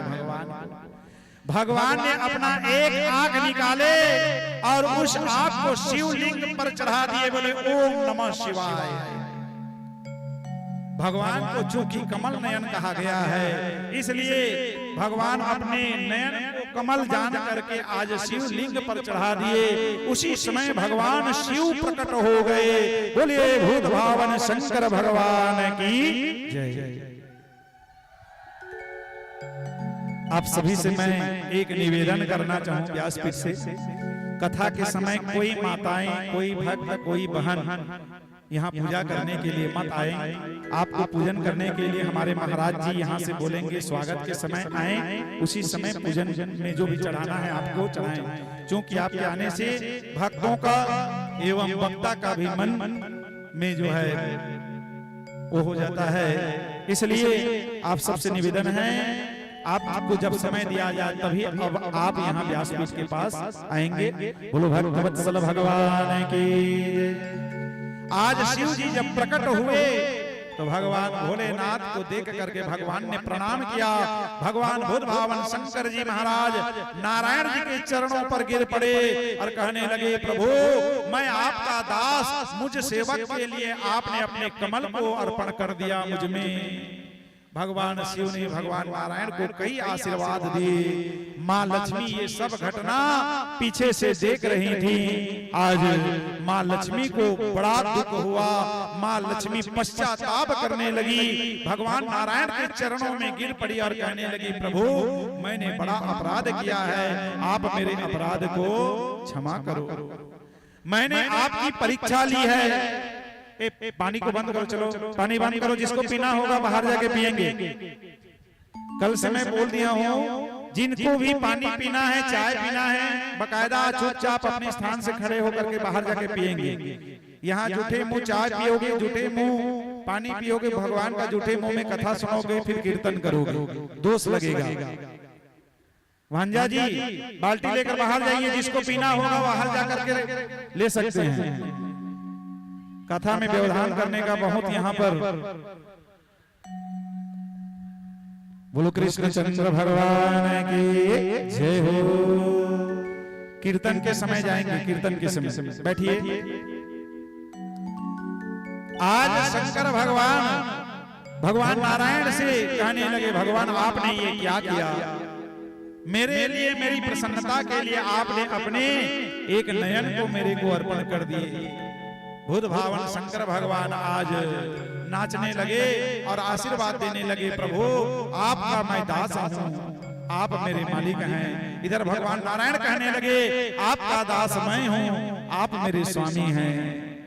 तब माँ लक्ष्मी को ग्लानि हुई, माँ लक्ष्मी ने क्षमा मांगी और माँ लक्ष्मी जो है आज पश्चाताप करने लगी। शंकर भगवान अंतर ध्यान हो गए और भगवान नारायण लक्ष्मी माँ को कहने लगे, देवी शिव ही मेरा आराध्य है।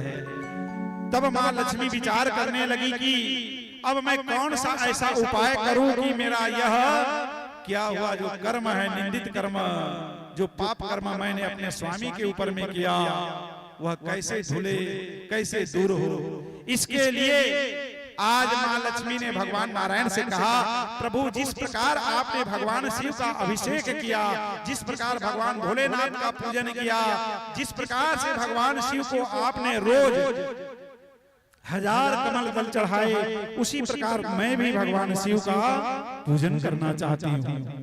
तब भगवान नारायण बोले, जैसे तुम्हारी इच्छा हो देवी करो। तब माँ लक्ष्मी ने भी संकल्प लिया, मैं 1 माह तक नित्य प्रति भगवान शिव को कमल दल चढ़ाऊंगी और भगवान का पंचामृत से अभिषेक करूंगी शिव जी का। तब माँ लक्ष्मी भी वैसे पूजा करने लगी। 15 दिन हुआ था, भगवान नारायण अब माँ लक्ष्मी की परीक्षा लेने लगे हो। भगवान नारायण ने, भगवान बांके बिहारी ने, मेरे गोविंद ने आज माँ लक्ष्मी रोज मानसरोवर जाती, 1000 कमल दल लाती, शिव जी का नित्य प्रति पुष्प से अधिवास करती। भगवान नारायण 15वें दिन में ही एक पुष्प को चुरा लिए और अंतर ध्यान हो गए। माँ लक्ष्मी पूजा में बैठी, शिव जी का अभिषेक किए, धूप दीप दिखाए और जब पुष्पाधिवास के समय कमल का पुष्प चढ़ता गया, भगवान शिव जी को 999 चढ़ा, पुष्प कम है, एक पुष्प कम है। माँ लक्ष्मी व्याकुल हो गई हो। माँ लक्ष्मी जान गई, अब मैं क्या करूं, कहां जाऊं। पूजन में यदि एक पुष्प कम चढ़ाऊं और मैंने 1000 कमल दल चढ़ाने का संकल्प लिया है, मेरा पूजन अधूरा रह जाएगा।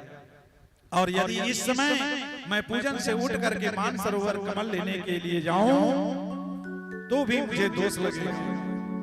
माँ लक्ष्मी विचार करने लगी और माँ लक्ष्मी आज विचार करते देखती है कि वहां कोई दास दासी हैं। भगवान सबको गायब कर चुके थे पहले से। माँ लक्ष्मी आज एकदम विकल हो गई और भगवान शिव को प्रसन्न करने के लिए माँ लक्ष्मी उस समय अपने एक स्तन को काट करके भगवान शिव के लिंग में अर्पण करके बोली, ओम शिवाय नमः, ओम नमः शिवाय, श्री शिवाय नमस्तुभ्यम। और जब स्तन को चढ़ाए भूत भावन शंकर भगवान प्रकट हो गए। बोलो नीलकंठ भगवान की जय हो। शंकर भगवान आज माँ लक्ष्मी से कहने लगे, देवी आपने ये क्या किया, आप तो मेरी माँ हो, आपने इस प्रकार से अपने सुंदर अंग को मेरे को क्यों अर्पण की। माँ मैं तो आपका पुत्र हूँ। माँ लक्ष्मी ने कहा कि मैं जानती हूं आपके स्वरूप को, आप में और भगवान में कोई अंतर नहीं है, आप दोनों एक हैं। और मैं अपनी पूजा की पूर्णता के लिए, चूंकि माताओं के स्तन को कमल के समान बताया गया है शास्त्र में, इसलिए मां लक्ष्मी ने अपने एक स्तन को भगवान शिव पर चढ़ाया। भगवान शिव आज मां लक्ष्मी के इस पूजन से प्रसन्न हुए और कहने लगे, देवी आपने अपने जिस स्तन को मुझे चढ़ाया है उसी स्तन से एक वृक्ष प्रकट होगा और उस वृक्ष का पत्र मुझे प्रिय होगा। उस वृक्ष के पत्ते जब तक मुझ पर नहीं चढ़ेंगे तब तक मेरा पूजा अधूरा रहेगा। तब वह वृक्ष, तब मां लक्ष्मी का जो है स्तन था, उससे कौन सा वृक्ष प्रकट हुआ? कौन सा वृक्ष प्रकट हुआ? बिल्व वृक्ष प्रकट हुआ। और उसी बिल्व वृक्ष को आज हम भगवान शिव पर चढ़ाते हैं। एक लोटा जल के साथ एक बेल पत्र चढ़ाने से भगवान शंकर का पूजा हो जाता है। यह महालक्ष्मी जी के पूजन के समय से ही बिल्व वृक्ष का प्राकट्य हुआ था। तब से हम भगवान शिव को मनाने के लिए, भगवान शिव जी का पूजन करने के लिए बिल्व पत्र कभी 108, कभी 1000, कभी लाखों की संख्या में भगवान शिव को अर्पण करते हैं। आइए मां लक्ष्मी और भगवान नारायण के साथ हम भी एक बार भगवान सांब सदा शिव जी के चरणों में अपने अपने मन रूपी बिल्व वृक्ष को अर्पण करें। बोलो भूत भावन शंकर भगवान के जय हो। बोले उमापति महादेव की जय। भोलेनाथ से निराला, गौरीनाथ से निराला कोई और नहीं, और नहीं कोई और नहीं, और नहीं कोई और नहीं। गौरीनाथ से निराला, भोलेनाथ से निराला कोई और नहीं। भोलेनाथ से निराला,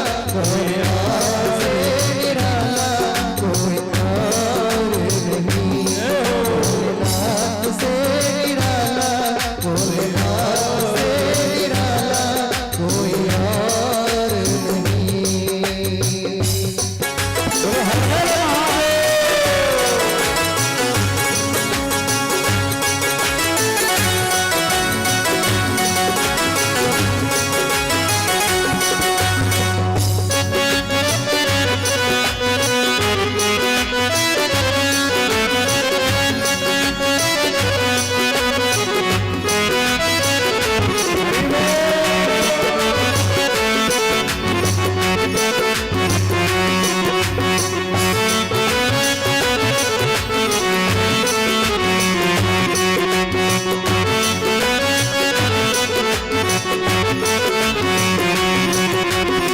उनका डमरू डम डम बोले, अगम निगम के भेद ये खोले। उनका डमरू डम डम बोले, अगम निगम के भेद ये खोले। ऐसा डमरू बजाने वाला और नहीं कोई और नहीं। भोलेनाथ से निराला, भोलेनाथ से निराला कोई और नहीं। भोलेनाथ से निराला, भोलेनाथ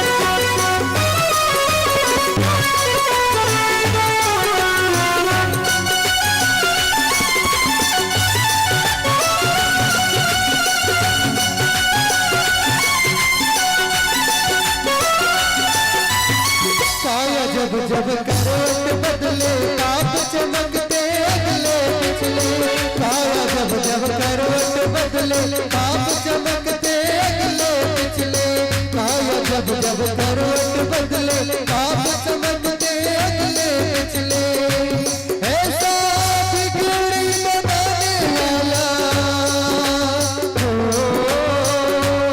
ऐसा बिगड़ी बनाने वाला और नहीं कोई और नहीं। बोलो बाबा महादेव की।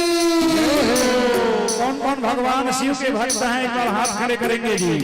और जो जो भक्त हैं उनको भाई झूमना पड़ेगा भगवान शिव के नाम पर। एक बार जिनको नाचना है भगवान शिव के नाम से आइए खड़े होकर भगवान शिव को मनाएं।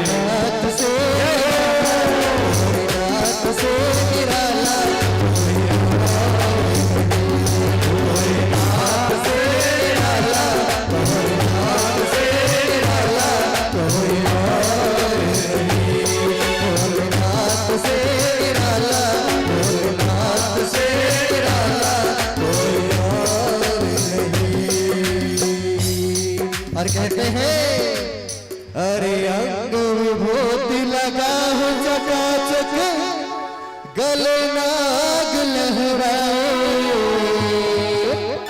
भाल चंद्रमा चम चम चमके तीनों लोग डगमगाए उखल के भाग धतूरा वाला धतूरा वाला किसने मांगा वो दे डाला भाई के भाग धतूरा वाला किसने मांगा वो दे डाला फिर तो ऐसा किया कमाल सीधी कर दी सबके चाल ओ भोला ओ भोला ओ भोला गंगा बहाने वाला ओ भोला गंगा बहाने वाला ओ खैरे भाग धतूरा वाला जिसने जो मांगा दे डाला खै के भाग धतूरा वाला जिसने जो मांगा दे डाला फिर तो ऐसा किया कमाल सीधी कर दी सबके चाल ओ भोला ओ भोला ओ भोला गंगा बहाने वाला भोला गंगा बहाने वाला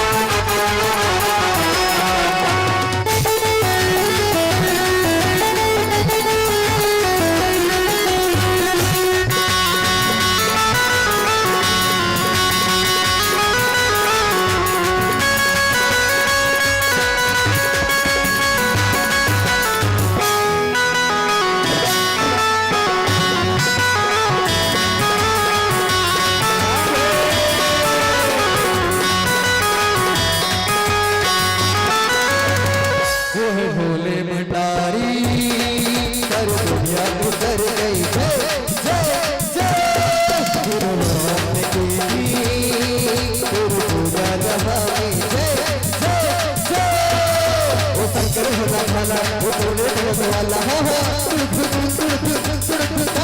शंकर भोला भाला ओ भोले भोले वाला जपते हैं सारे संसार तेरे नाम की माला सारी दुनिया को किया निहार ओ भोला। आप सभी को जोर से बोलना है जय हो ओ भोला। थोड़ा और जोर से ओ भोला। गए थोड़ा जोर से ओ भोला ओ भोला ओ भोला गंगा बहाने वाला ओ भोला गंगा बहाने वाला ओ भोला गंगा बहाने वाला ओ कई भाग धतूरा वाला जिसने मांगा वो दे डाला कई के भाग धतूरा वाला जिसने जो मांगा दे डाला फिर तो ऐसा किया कमाल सीधी कर दी सबके चाल ओ भोला ओ भोला ओ भोला गंगा बहाने वाला ओ भोला गंगा बहाने वाला भोला गंगा बहाने वाला भोला गंगा बहाने वाला भोला गंगा बहाने वाला भोला गंगा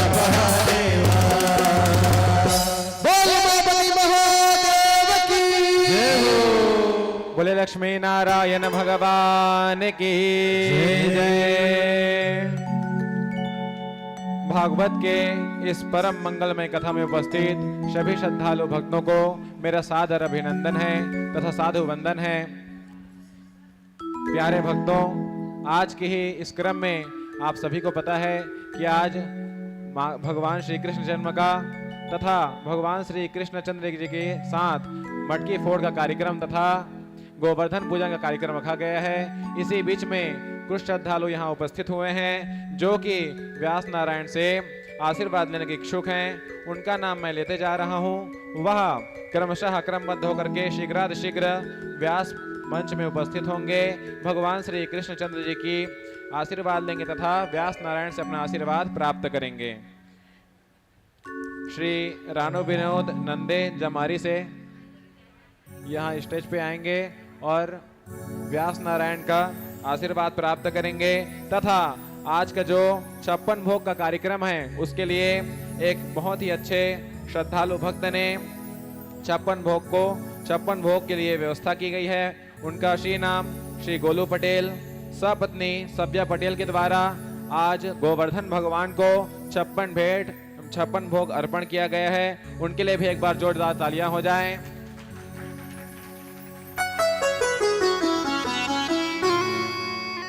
परिवार बोले आनंद कंद भगवान की जय, बोले बांके बिहारी लाल की जय। और जो श्रद्धालु श्री व्यास नारायण को पुष्पों की माला अर्पण करना चाहते हैं वह भी इसी क्रम से स्टेज पे आकर के व्यास नारायण से आशीर्वाद लेंगे तथा उनका मंगलमय पूजन करेंगे। कहा जाता है विप्र प्रसादात धरणीधरोहम, विप्र प्रसादात कमलावरोहम, विप्र प्रसादात अजिताजितोहम, विप्र प्रसादात मम राम नामम।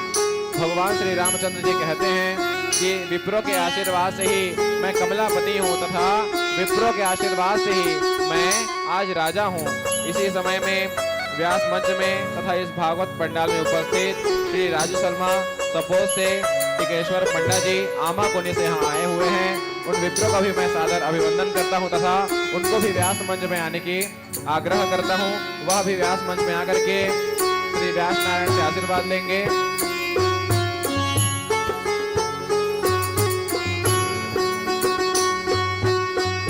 राजू शर्मा सपोज से टिकेश्वर पंडा जी आमा कोनी से शीघ्र यज्ञ मंडप में आएंगे और यज्ञ नारायण से तथा व्यास नारायण से आशीर्वाद प्राप्त करेंगे।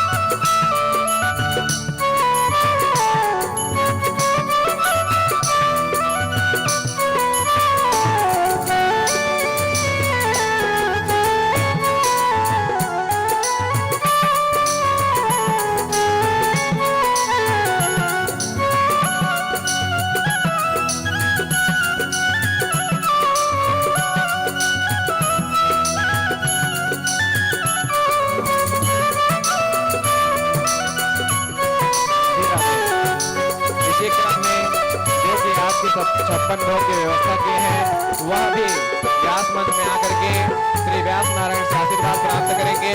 श्री गोलू पटेल जी सपत्नी सब्या पटेल जी।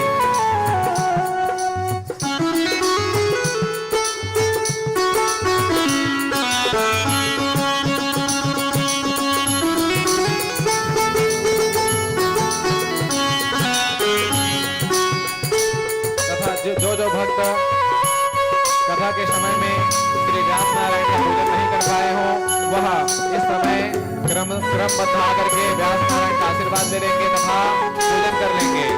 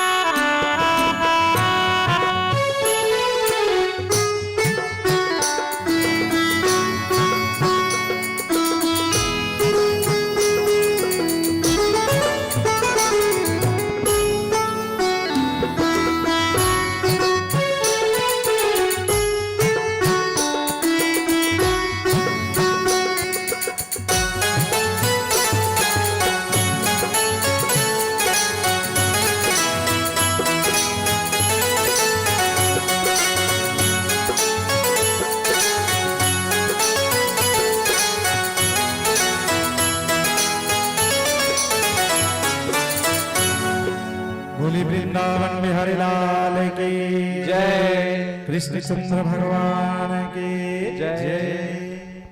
आइए भक्तों, हम भगवान बांके बिहारी जी की जन्मोत्सव कल मनाए और वहीं पर कथा विराम किया था। पुनः आज हम कथा में प्रवेश करें। बोलो कृष्ण चंद्र भगवान की जय। सर्वेश्वरी राधा रानी की जय। जय जय श्री राधे, जय जय श्री राधे, जय जय श्री राधे श्याम। आज भगवान सुखदेव कहने लगे, आज नंद बाबा के यहाँ, आज नंद बाबा के यहाँ सारे गोप ग्वाल गोपियां बधाई देने के लिए आ रहे हैं और माँ यशोदा का जो बधाई का कार्यक्रम है वह एक महीनों तक चलता रहा। आज पूरा गोकुल नगरी भगवान कृष्ण के जन्मोत्सव की खुशी में आज झूम रही है। कल जैसे हम सब मिलकर के भगवान की जन्मोत्सव मनाए, उसी भांति झुंड के झुंड गोपियां आ रही हैं। बड़े बूढ़े गोप ग्वाल सब के सब नंद बाबा से मिल रहे हैं और कह रहे हैं भगवान ने आपकी सुन ली और आपको चौथे पन में पुत्र प्रदान किया है, आपको बधाई हो। नंद बाबा आज इतना लुटाए धन संपत्ति खजाने कि पाने वाला भी दूसरे को देने लगा हो, इतना धन लुटाया। माँ यशोदा आज बड़ी प्रसन्न है। इतने में नंद बाबा ने ग्वाल वालों को, अपने मित्रों को बुलाया और कहा कि इस वर्ष का मथुरा में जो हम कर देने जाते हैं राजा कंस को, वह इस साल का नहीं पटा है, इसलिए हम आज ही सब मिल करके कंस को जाकर के कर भर आए। यह कह करके अपने मित्रों को लेकर के नंद बाबा जी मथुरा चले गए। मथुरा में जाकर के कंस को अपना कर पटाया और अपने प्रिय मित्र वसुदेव जी जो कि कंस के कारागार में बंद हैं, उनसे जाकर के मिलने लगे। आज क्या हाल पूछें, वो तो जानते हैं कि वसुदेव और देवकी किस अवस्था में हैं, कारागार में बंद हैं। भला उनकी मंगल कामना उनकी क्या पूछें हम। आज नंद बाबा ने कहा कि हे मित्र, मैं आपके दुखों को जानता हूं। कंस आपके पुत्रों को, 7 पुत्रों को मार चुका है और कंस को यह अब ज्ञात है कि 8वां पुत्र भी कहीं जन्म ले चुका है। जिसके 7 पुत्र मारे गए हों, उनकी क्या गति होगी। हे मित्र, आप कैसे यहाँ रहते हो। इस प्रकार से दोनों मित्र वार्तालाप करने लगे। इतने में वसुदेव महाराज जी कहने लगे, हे मित्र, मुझे लगता है इस कंस का कोई भरोसा नहीं। जब से इसको मालूम है, आकाशवाणी हुई है कि 8वां का संतान का जन्म हो चुका है, तब से वह आसपास के बच्चों को मारने का भी काम करवा सकता है। इसलिए हे मित्र, आप अधिक समय तक यहाँ मत रुको। ये कहा करके नंद बाबा जी वसुदेव जी को विदा किए। इधर जो है कंस के द्वारा आज सिपाहियों को बुलाए और सिपाही मंत्री लोग कहने लगे कि राजन, हमारे इस राज्य में आसपास के जितने गांव हैं, जितने नवजात शिशु हैं, सबको मरवा डालिए। यहीं कहीं पैदा हुआ होगा आपका बैरी। तब कंस ने पुतना को बुलाए और पुतना राक्षसी कंस के पास आई, जिसका नाम ही पुतना है। पुतना जो किसी भी पुत्र को न रहने दे, जिसमें पवित्रता जरा सा भी ना हो, वही पुतना है। पुतना को कहने लगे, हे पुतना, तुम जाकर के आसपास में जितने गांव में नवजात शिशु हैं सबको मार डालो। पुतना आज घूमते घामते नंद बाबा के गांव गोकुल में पहुंची है। गोकुल में पहुंच करके पुतना ने विचार किया, मैं अपने इस रूप में जाऊंगी तो मुझे कौन अपने बच्चे को देगी। इसलिए पुतना ने अपना सुंदर रूप बनाया, लक्ष्मी के समान। आज पुतना ने अपना सौंदर्य किया, अपना वेश बदल करके पुतना आज गोकुल नगरी में प्रवेश करने लगी। सब के सब गोप ग्वाल बधाई दे दे करके नंद भवन से बाहर आ रहे थे। पुतना को लगा कि जरूर यहाँ कोई शिशु का जन्म हुआ है, आज उसको मैं मारूंगी। ये कह करके पुतना ने अपने स्तन में कालकुट विष लगा करके सुंदर लक्ष्मी का स्वरूप बना करके नंद भवन में प्रवेश की। बहुत सारे वहां अतिथि आए हुए थे, यशोदा माता को बधाई दे रहे थे। बहुत सारी गोपियां भी आई हुई थी। यशोदा के पास में घूमती घामती गई और पुतना कहने लगी, अरे दीदी, तू मुझको पहचान रही है कि नहीं? यशोदा ने कहा, एक बार देखा पुतना की ओर, कहा नहीं पहचान रही हूं, बोल दूंगी तो फिर ये मुझे हंसेगी, शायद ये किसी दूर की रिश्तेदार होगी। ये समझ करके आज यशोदा माँ ने कहा, हाँ हाँ बहन पहचान रही हूँ, अभी थोड़ा बिजी हूँ, जाओ ना पहले लल्ला को देखाओ, शयन कक्ष में सो रहा है। ये कह करके आज माँ यशोदा उसे वहां से निकाल दी। यशोदा जो दूसरे के यश को बढ़ाए उसका नाम है यशोदा। माँ यशोदा यदि कह देती कि मैं तो तुम्हें नहीं चिन्हता हूं, मैं तो तुम्हें नहीं चिन्हता हूं, और कोई हमें जब बोलता है कि पहचान रहे हो, हम बोलते हैं नहीं, तो सुनने वाले को अच्छा नहीं लगता है ना। यशोदा माँ भी यही सोच करके आज कहती है, हाँ हाँ पहचान रही हूँ, बाद में बात करेंगे, पहले जा करके लल्ला को देखा। यशोदा माँ आज जैसे ही शयन कक्ष में आज पहुंची है, यहाँ पर अंतःपुर में पालने पर मेरे लल्ला, मेरे बांके बिहारी जी सो रहे थे।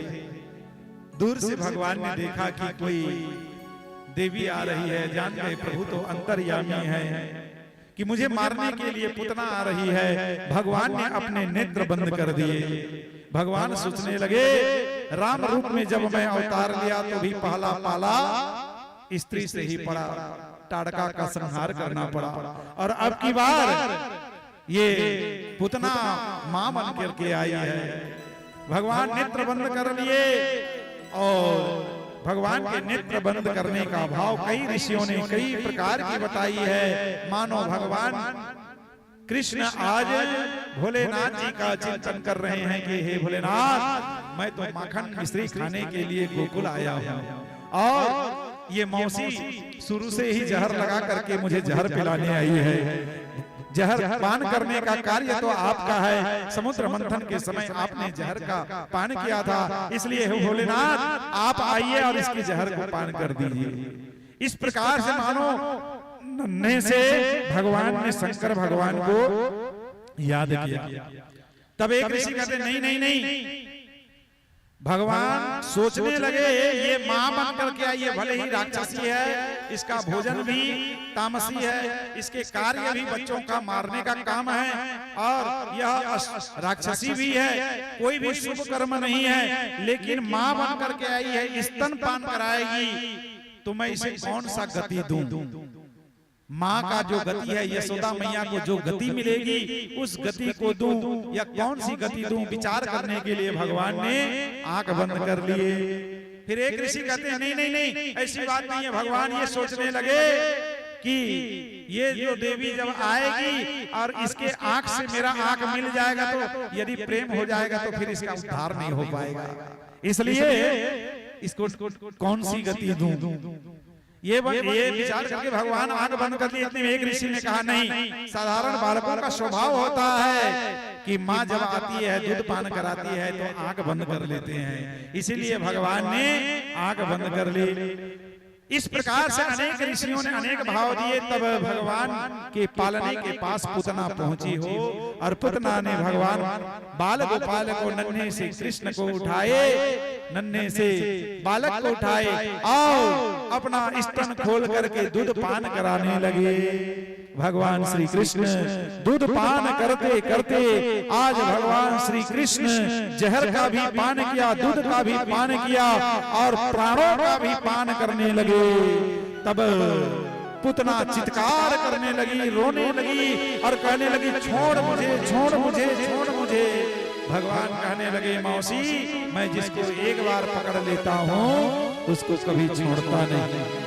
इस प्रकार से भगवान आज जब प्राणों को खींचने लगे, व्याकुल होकर के वह पुतना अपनी असली रूप में पर्वत के समान ढील डौल शरीर वाली, भयंकर शरीर वाली, बड़ी बड़ी स्तंभ, बड़ी बड़ी भुजाएं, बड़ी बड़ी जांघें, बड़े बड़े स्तन, आज उस स्तन का पान मेरे नन्हे से कृष्ण कर रहे हैं। जब वो अपनी असली रूप में आए, भगवान उसके स्तन को पकड़कर पान करने लगे। जब प्राणों का पान कर दिए तो वह पुतना धड़ाम से पृथ्वी पर गिरी। 18 कोस की दूरी तक के जितने वृक्ष थे, जितने पेड़ लताएं थे, सब के सब चरपट हो गए। आज मां यशोदा ने जब देखा कि भगवान कृष्ण आज उस राक्षसी के स्तन पर हैं, भगवान को ऐसा लग रहा है कि आज किसी बाल के साथ खेल रहे हैं और भगवान स्तन पान करते करते पुतना मर भी गई है और भगवान दूध का पान कर रहे हैं। सारे गोप ग्वाल आए, माँ यशोदा ने आज भगवान श्री कृष्ण को पुतना के स्तन से नीचे उतारे और फिर भगवान श्री कृष्ण को ले जाकर के गंगा जल से छिड़काव किए, गोष्ठ में लेकर, गौशाला में लेकर गोरज लगाया, गौ की पूंछ से झाड़ मारने लगी, कहने लगी ऋषिकेश भगवान इसके इंद्रियों की रक्षा करे और भगवान गोविंद इनके नयन की रक्षा करे। भगवान श्वेत दूत में निवास करने भगवान वाले भगवान इसके मन की रक्षा करें। इस प्रकार के भगवान के नाम को ले लेकर ही भगवान की रक्षा का पाठ कर रही है माँ यशोदा। भगवान विचार करने लगी, अरे माँ मैं तो मेरे नाम को ही लेकर मुझे झाड़ मार रही हो, फूंक मार रही हो। भगवान का बढ़िया से स्नान कराए।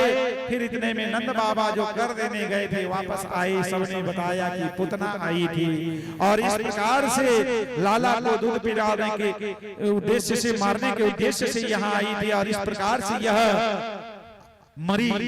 तब नंद बाबा ने कहा जितने पेड़ पौधे इसके शरीर में दब करके नीचे गिर गए हैं सबको काट करके पुतना के शरीर को छोटा छोटा टुकड़ा करो और उसको चिता बनाकर अग्नि में जला दो। सारे गोपाल पुतना को कुल्हाड़ियों से काट करके छोटे छोटे टुकड़े किए, बहुत सारे चिताएं बना करके पुतना का दाह संस्कार हुआ। जब दाह संस्कार हुआ तो पुतना के शरीर से चंदन की भांति पवित्र सुगंध आने लगी। यहाँ पर परीक्षित महाराज सुखदेव जी से पूछते हैं, हे गुरुदेव ये पुतना तो राक्षसी थी, इसके शरीर से इस प्रकार की सुगंधी कैसी? तब भगवान सुखदेव कहने लगे हो कि भगवान ने जिसको स्पर्श कर लिया, भगवान ने जिसके स्तन में मुंह लगा दिए तो वह तो पवित्र हो जाता है, निर्मल हो जाता है। इसीलिए पुतना के शरीर से जो चिता से जो सुगंध निकली वह चंदन के समान सुगंधित थी। और इस प्रकार से पुतना उद्धार की कथा भगवान सुखदेव जी श्रवण कराए।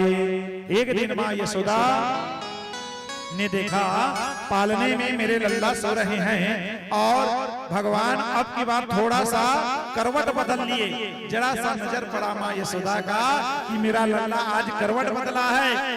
हल्ला मचा दिए, नाई को बुलाया, सुनते हो नाई, कर दो दुहाई, आज लल्ला की करवट की है होगी बधाई। इस प्रकार से आज पूरे नगर में, गोकुल में मां यशोदा ने डाक लगवाया कि मेरी लल्ला की करवट बदलने की आज उत्सव मनाए जाएगी। आज भगवान श्री कृष्ण के करवट बदलने का उत्सव मना रहे हैं। सारे गोप ग्वाल, सारे गोपियां आकर के मां यशोदा को बधाई गाते हुए बधाई दे रहे हैं। मां यशोदा ने कहा, इस प्रकार से हल्ला करोगे तो मेरा बालक, मेरा बेटा, मेरा लल्ला सो नहीं पाएगा, इसलिए बातें मत करो। इसे मैं अपने आंगन में पेड़ के नीचे जो छकड़ा है उसके नीचे इसको सुला देती हूँ, फिर हम लोग मिल करके बैठ करके बातें करेंगे। माँ यशोदा ने यह कहकर भगवान श्री कृष्ण को एक पेड़ के नीचे एक छकड़ा, एक बैलगाड़ी था, उसके नीचे एक चटाई बिछाई और वहीं पर भगवान को लिटा दिए। भगवान उस समय सो रहे थे। इधर माँ यशोदा अपनी सखियों के साथ बातचीत करने में मगन हो गई। इतने में कंस का भेजा हुआ तृणावर्त नाम का आज सक्तासुर नाम का दैत्य आया और वह सक्तासुर जब आया तो भगवान की आंख खुली, भगवान रोने लगे। बालकों का बल रोने का होता है, रो रो करके बालक अपनी जिद पूरी करते हैं। भगवान कृष्ण रो रो करके लाल हो गए और जब लाल हो गए, इधर जो बधाई गीत चल रही थी, माँ यशोदा भगवान के रोने की आवाज को नहीं सुन पाई। कुछ ग्वाल बाल बच्चे लोग वहां खेल रहे थे, वे आवाज को सुने तो पास में आए और भगवान को देख करके कहने लगे। जैसे ही भगवान को उठाने वाले थे उसी समय भगवान रोते रोते अपने पैर को पटकने लगे और वह पैर भगवान का अंगूठा उस बैलगाड़ी से लगा और वह बैलगाड़ी आकाश में कई किलोमीटर की दूरी तक ऊपर उड़ गया। वहीं सक्तासुर भगवान को मारने के लिए उस बैलगाड़ी को नीचे दबा रहा था। गाड़ी के साथ ही सक्तासुर का गोविंदाय नमो नमः हो गया। बोले कृष्णचंद्र भगवान की जय हो। अब की बार जब गाड़ी नीचे गिरी, माँ यशोदा दौड़ते हुए आई और ग्वाल वालों के पूछने पर, आज ग्वाल वालों के बताने पर माँ को विश्वास नहीं हुआ कि लल्ला के पैर से यह बैलगाड़ी आकाश में उड़ी थी। माँ यशोदा ने अपने उस नन्हे से बालक को, भगवान को, लल्ला को पकड़ करके पुनः गंगा जल से स्नान कराया, गोरज से तिलक लगाए और गोमूत्र से भी स्नान कराए, गौ के पुछ से झाड़ा लगाए। इस प्रकार से भगवान धीरे धीरे माँ यशोदा और नंद बाबा के यहाँ बढ़ने लगे। एक दिन माँ यशोदा भगवान श्री कृष्ण को गोदी में बैठाई, लाड प्यार कर रहे थे, दूध स्तनपान करा रहे थे। उसी समय यकायक भगवान ने अपना वजन बढ़ाया। माँ यशोदा भगवान कृष्ण के वजन को सहन नहीं कर पाए और जमीन में रख दिए। उसी समय कंस का भेजा हुआ तृणावर्त नाम का एक दैत्य आया और भगवान को आज अपने साथ उड़ाकर आकाश में ले गया। भगवान सोच रहे थे मैं जैसा चाहता था वैसा ही ये तो मामा कर रहा है। तृणावर्त के गले को भगवान ने पकड़े, जोर से दबाए और तृणावर्त का भी गोविंदाय नमो नमः हो गया। सारे गोकुल में तृणावर्त के आने पर आंधी तूफान आई थी। माँ यशोदा भगवान को जहाँ रखे थे वहां ना पाकर व्याकुल हो गई। देखा दूर में उड़ करके भगवान आज दूर कहीं जाकर बैठे हैं। फिर अपने लल्ला को लेकर के गले से लगाए, प्यार किया और भगवान के नामों से लल्ला की रक्षा के लिए प्रार्थना की। इसके बाद में पुनः भगवान का नामकरण संस्कार हुआ। एक बार गर्गाचार्य जी महाराज कारागार में बंद वसुदेव महाराज जी के पास पहुंचे और वसुदेव जी के प्रार्थना करने पर कि जाइए गुरुदेव, आप तो हमारे गुरुदेव हैं, आप तो तपो यज्ञ ऋषि हैं, इसलिए आपको मालूम है कि कृष्ण जो नंद बाबा के यहाँ है वह मेरा पुत्र है, आप उनका नामकरण चुपके से कर दीजिए। तब गर्गाचार्य जी महाराज गोकुल आए और गोकुल में नंद बाबा के भवन में गए। नंद बाबा ने गर्गाचार्य जो देखकर प्रणाम किया और आसन दिया और कहने लगे, आप मेरे बेटों की राशियों को देखिए, उनके सितारे क्या कहते हैं, उनके भाग्य में क्या होगा। गर्गाचार्य जी महाराज कहने लगे, आप अपने बेटों के नाम बताओगे तब तो मैं उनका कुंडली देख पाऊंगा, नाम बताने पर ही हम राशि के द्वारा कुंडली को देखते हैं। तब नंद बाबा ने कहा कि आज तक हमने अपने पुत्रों का नामकरण ही नहीं किया है।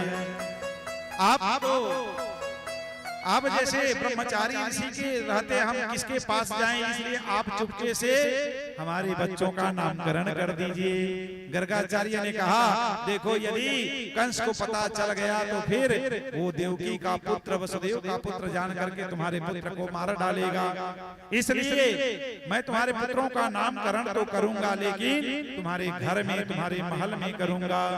ऐसा कहा करके गर्गाचार्य जी आज नंद बाबा के यहाँ गए और गौशाला में आज रोहिणी के गर्भ से जो पुत्र जन्म हुआ था उसको लेकर के माँ यशोदा आई और माँ यशोदा के यहाँ जो पुत्र हुआ था उसको रोहिणी पकड़ करके गोष्ठ में आई।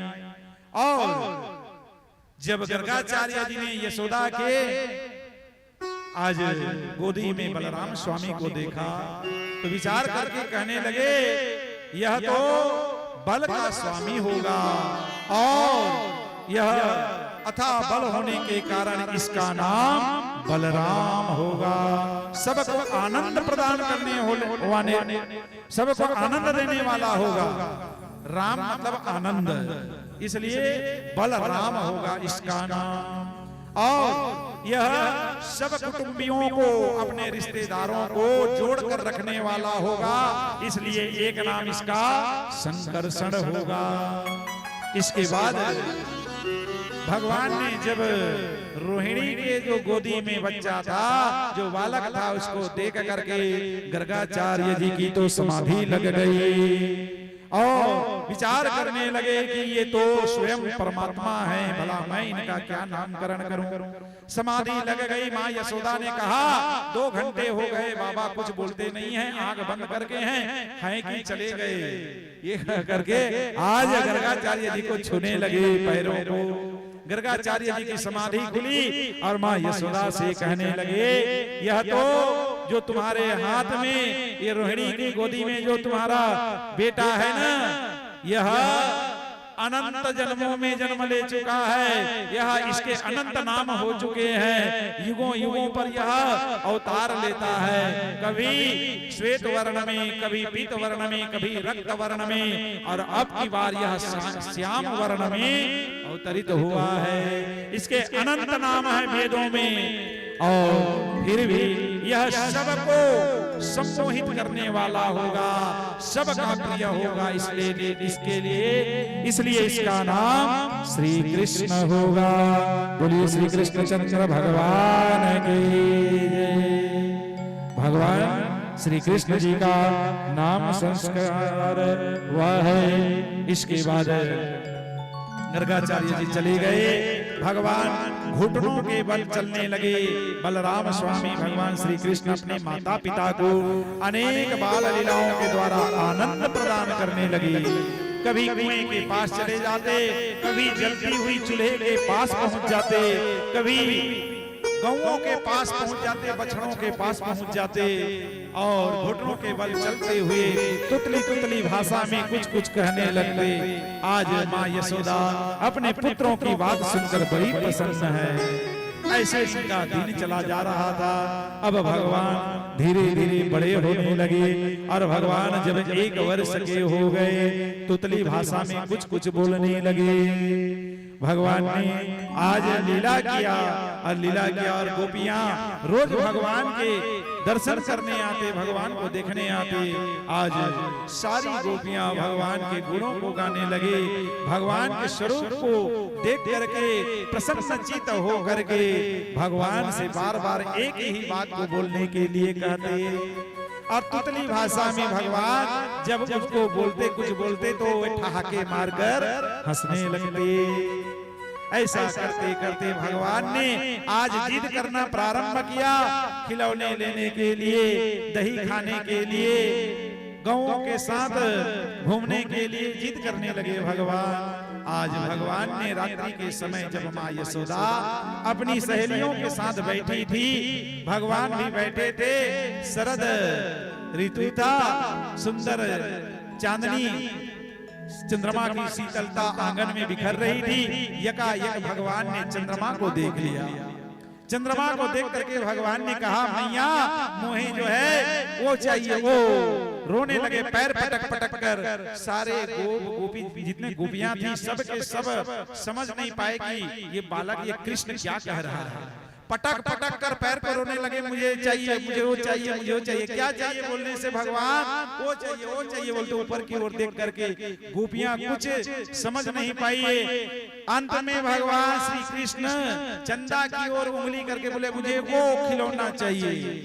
तब गोपियां आज अपने माथे पर हाथ देकर कहने लगे, अरे ये कोई माखन का लोंदा थोड़ी है जो ला करके तुमको खिला दे, वो तो चंद्रमा है। तब तो भगवान कृष्ण और पैर पटक पटक करके रोने लगे, मुझे तो वो चंद्र खिलौना ही चाहिए।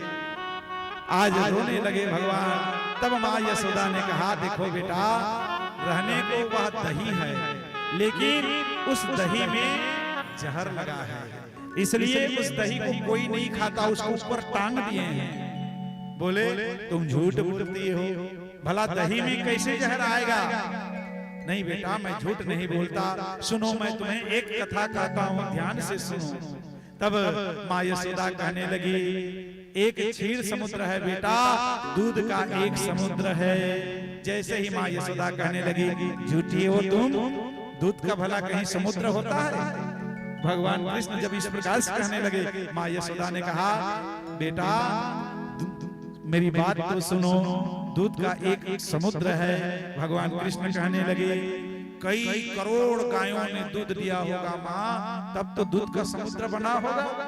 भगवान कृष्ण के इस बात को सुनकर के माँ यशोदा कहने लगी, नहीं बेटा, जिस भगवान ने गाय को बनाया, क्या उसके लिए क्षीर समुद्र बनाना कठिन है? उन्होंने भगवान ने क्षीर समुद्र बनाया। हाँ बोलो, चलो आगे क्या हुआ?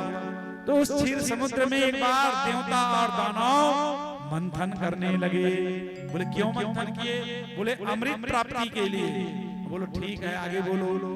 मंथन किए तो उस समय मंथन में अमृत की बजाय पहले कालकूट नाम का विष लगा, विष निकला, और वह विष जब निकला तो उस समय उस विष को शंकर भगवान पी गए। शंकर भगवान जब पी रहे थे उस जहर को, तो विष की कुछ बूंदें पृथ्वी पर भी पड़ी, जिसको सांपों ने ग्रहण कर लिया, बिच्छुओं ने ग्रहण कर लिया, और कुछ विष उस माखन में लग गया। इसलिए उस माखन को कोई खाता नहीं, ऊपर टांग दिए हैं। बोले, इतना ऐसी कथा सुना रहे हैं, धीरे धीरे भगवान श्री कृष्ण की आंखें बंद हो गई, भगवान सो गए। बालक का स्वभाव होता है, पापा एक कथा बोल दो, पापा एक कथानी का दे, बोलते हैं कि नहीं? भगवान कृष्ण इसी प्रकार से आज कथा सुनते सुनते सो गए। इस प्रकार से अनेक लीलाएं करने लगे। कभी बछड़ों को जाकर के रस्सी खोल देते, कभी किसी दूसरे के यहाँ, गोपी के यहाँ जाकर माखन चोरी कर लेते। 4-5 वर्ष के हो गए भगवान ने अपनी टोली बनाई और माखन चोरी की लीला प्रारंभ कर दी। माखन चुराने के लिए भगवान गोपियों के यहाँ जाते। ये गोपियां कौन हैं? बोले, ये वेदों की ऋचाएं हैं, ये संत महात्मा ऋषि हैं, भगवान की प्रीति प्राप्ति के लिए गोपी के रूप में जन्म लिए हैं। और ये गोपियां आज भगवान की प्राप्ति के लिए भगवान को सब चाहते हैं कि मेरे घर आए। भगवान चोरी करने के लिए जब जाते तो भगवान ऐसे नहीं जाते, अपने 4-5 ग्वाल बाल मित्रों को लेकर जाते, खूब दही खाते। जब कोई गोपी स्नान करने के लिए जाती, उसके घर को चुपके से भगवान पहुंच जाते। खूब खाते, एक के ऊपर एक चढ़ करके छींके पर रखे हुए मटकी को निकालते, दही खाते, अपने साथियों को खिलाते। इतना ही नहीं, अनेक प्रकार की आवाज निकाल कर बंदरों को भी बुलाते और बंदरों को भी खिला देते। ऐसे करते करते आज भगवान माखन चोरी की लीला कर रहे हैं। सारे गोपियां भगवान के इस माखन चोरी लीला से प्रसन्न तो हैं, लेकिन माँ यशोदा के पास शिकायत लेकर के जाती हैं कि तुम्हारा ये लल्ला माखन चोरी करने जाता है, माखन खाता है, कोई बात नहीं, मित्रों को खिलाता है, कोई बात नहीं, खाने के बाद मटकी को भी फोड़ देता है, बंदरों को भी खिलाता है। इसने कई दिन हो गए हमारे घर जाता है। एक बार तो ये हमारे घर माखन चोरी करने के लिए गया और हमारे घर में जब माखन नहीं मिला तो मेरी लल्ली, मेरी बेटी सो रही थी खटिया पर, मेरी बेटी के बाल को, चोटी को खटिया के पट्टे पर बांध दी और हो करके डराने लगी। मेरी बेटी डर से उठी और चोटी में खटिया से बंधा हुआ था। ऐसे लगा मेरे बेटी को कि कोई हौवा मेरी बेटी की चोटी को खींच रहा है। तब मैं आकर के मेरी बेटी को समझाया। इतने में मदन गोपाल दौड़ते हुए बाहर निकल गए। मेरी बेटी को समझाया, ये तो नटखट कृष्ण का काम है। बहुत उल्हाना दे कर करके आज यशोदा माँ से शिकायत करती है। आज भगवान के, आज गोपियों की शिकायत को सुनकर के यशोदा माँ कृष्ण को बुलाए और कहने लगे, रे कृष्ण, क्या सचमुच तू माखन चोरी करता है? बेटा तू क्यों चोरी करता है?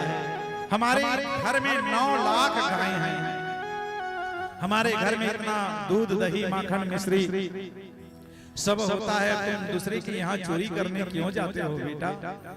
समझाने लगे। तब कहने लगे, मैया मोरी मैं नहीं माखन खायो, माँ मैंने कभी इनके घर चोरी करने नहीं गए, ये झूठ बोल रही हैं सब। तब माँ यशोदा कहती है, मेरा लल्ला कभी झूठ नहीं बोलता, यदि तुम कभी पकड़ करके लाओ तो मैं जानूं। तब सारी गोपियां आज वहां से यशोदा को कहने लगे कि हम तुम्हारे लल्ला को रंगे हाथ पकड़ कर लाएंगे। ऐसा कहकर के सब चले गए।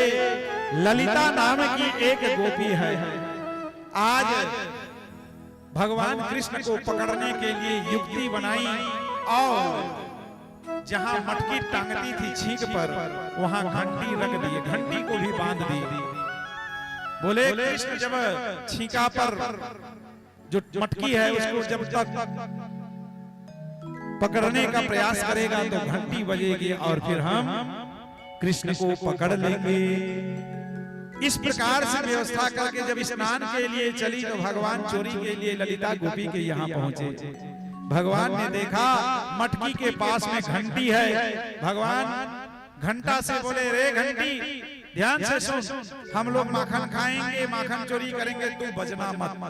घंटा बोला, जो आदेश भगवान आप जैसा कहें। भगवान एक के ऊपर एक चढ़े, ग्वाल वालों के ऊपर, और मटकी से जैसे ही माखन निकाल कर अपने मुंह में लगाया, घंटी टन टन टन टन टन टन करके बजने लगी और ललिता गोपी दौड़ती हुई चली आई और उसके घर वाले भी आ गए। भगवान के हाथ को पकड़ लिए। भगवान के हाथ को जब पकड़ लिए, भगवान घंटा की ओर देखकर क्रोध कर रहे हैं। कहने लगे, रे घंटी, मैंने तुमको आदेश दिया था कि तुम मत बजना।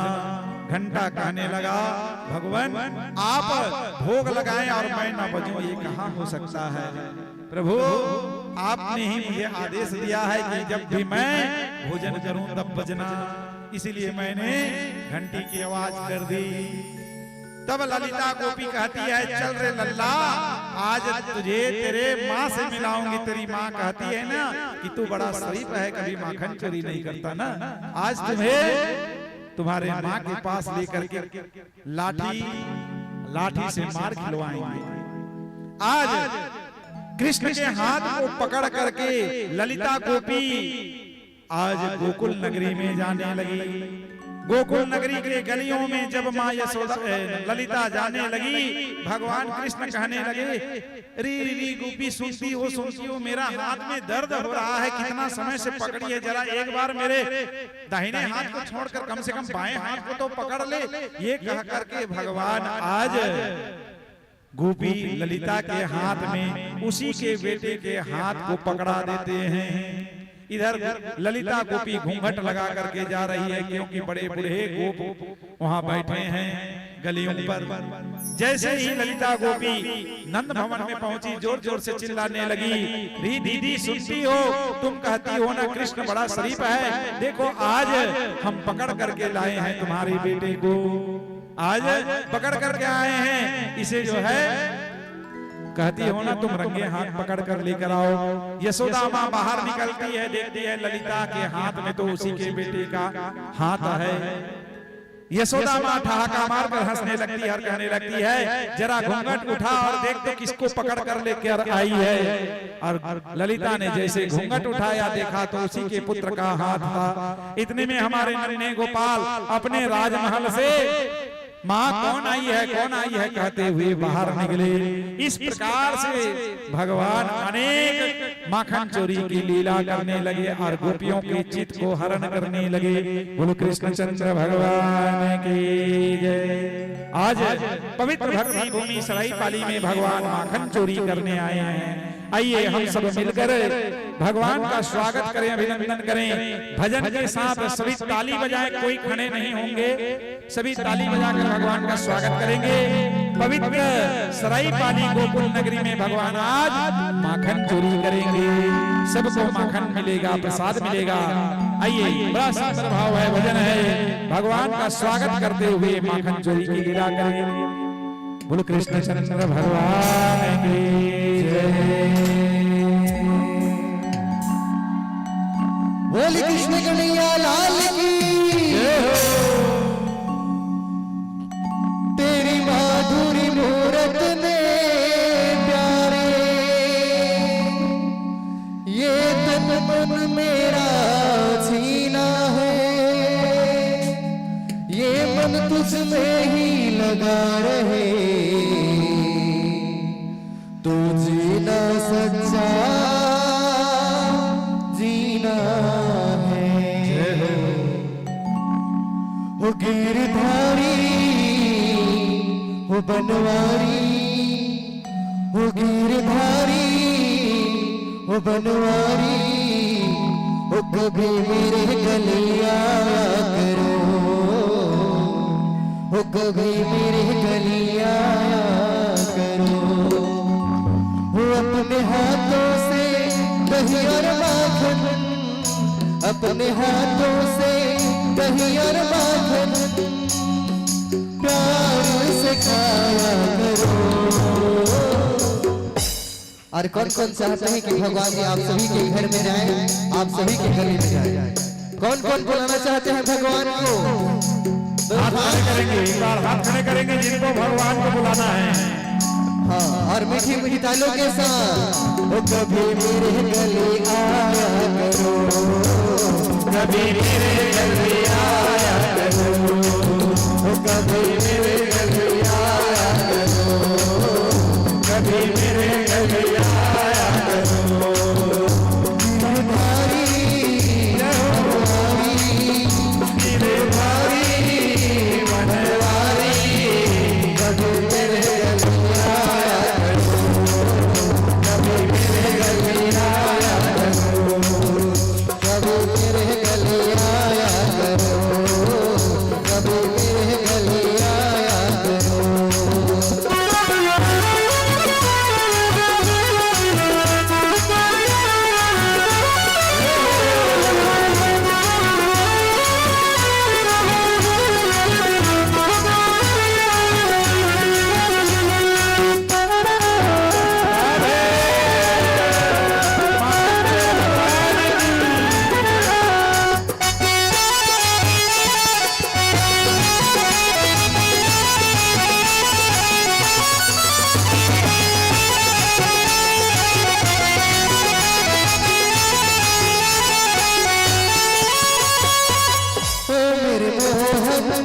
मदन गोपाला, वृंदावन का तो है उजाला।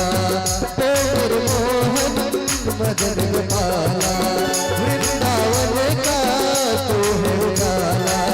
मात यशोदा कानन लाला, तू है जगत का पालनहारा, तू है जगत का पालनहारा। गोपियों की तरह, गोपियों की तरह, गोपियों की तरह, गोपियों की तरह कभी मेरा दिल चुराया करो, कभी मेरे गले आया करो, कभी मेरे गले आया करो, कभी मेरे गले आया करो, कभी मेरे गले आया करो।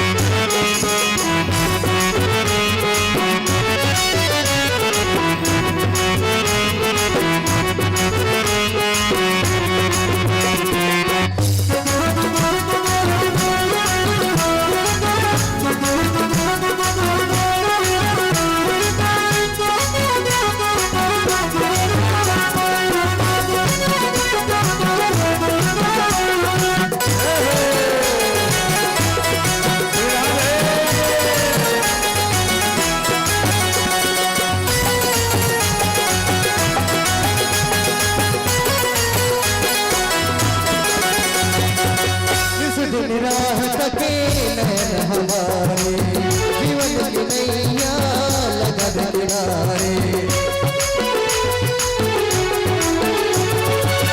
इस दिन राह तके नैन हमारे, जीवन की नैया लगा दे किनारे।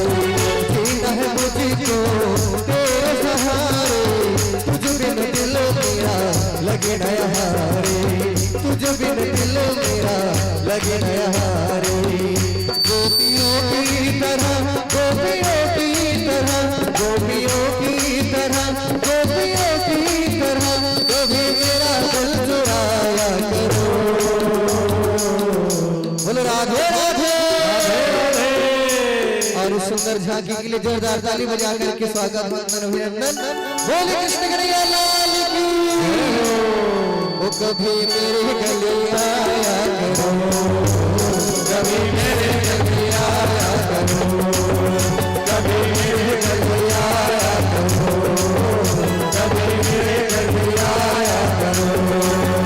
गिरधारी बनवारी, गिरधारी बनवारी, वो कभी मेरे गले आया करो, कभी मेरे गले आया करो, कभी मेरे गले आया करो, कभी मेरे गले आया करो। बोले कृष्ण कन्हैया लाल की। देखिए अभी हमारे ठाकुर जी आपके गांव में परिक्रमा लगा रहे हैं, रास्ता छोड़ देंगे, मटकी बंधी हुई है, मटकी फोड़ेंगे, थोड़ा जगह दे देंगे वहां। घूम घूम करके भगवान आज गोपियों के मटकी को फोड़ रहे हैं और क्या गा रहे हैं, क्या कह रहे हैं? टपका रे टपका एक और टपका, दो में से एक गई तीसरी का मटका। टपका रे टपका एक और टपका, दो में से एक गई तीसरे का मटका। टपका रे टपका एक और टपका, दो में से एक गई तीसरे का मटका। जय हो।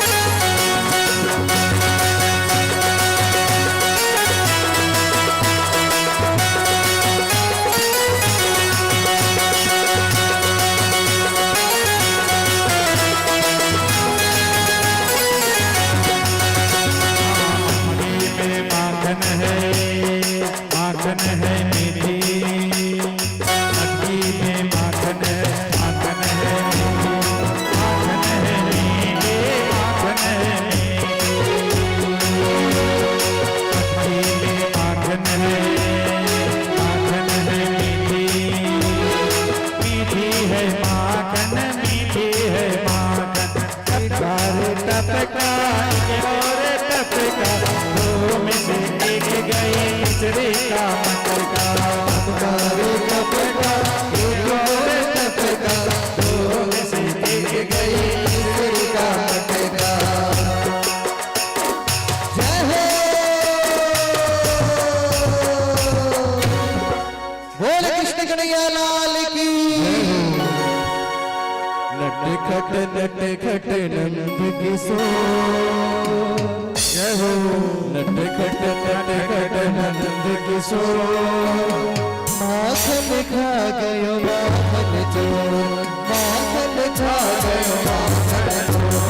नटखट नटखट नंद किशोर, नटखट नटखट नंद किशोर।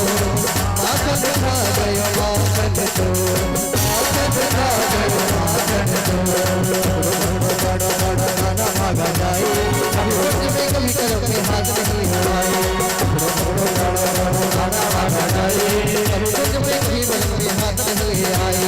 यही रोज का इसका दौर, यही रोज का इसका दौर।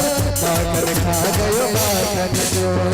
नटखट नटखट नंद किशोर, नटखट नटखट नंद किशोर।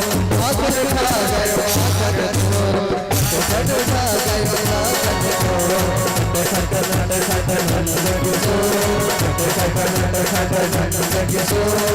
माखन खा गयो माखन चोर, माखन खा गयो माखन चोर।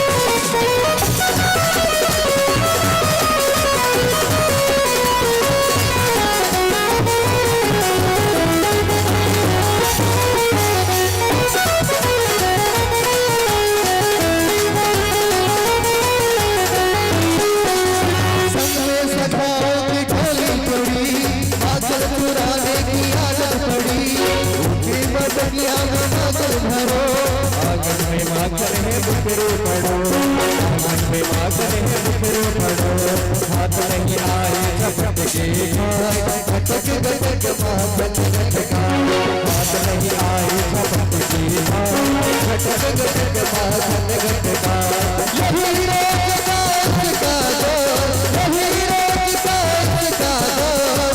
माखन खा गयो माखन चोर, नटखट नटखट नंद किशोर, नटखट नटखट नंद किशोर। माखन खा गयो माखन चोर, माखन खा गयो माखन चोर। माखन खा गयो माखन चोर, माखन खा गयो माखन चोर। बोल माखन चोर भगवान की जय हो, बोल कृष्ण कन्हैया लाल की जय जय श्री राधे, जय जय श्री राधे, जय जय श्री राधे श्याम। बोली चित चोर भगवान की जय।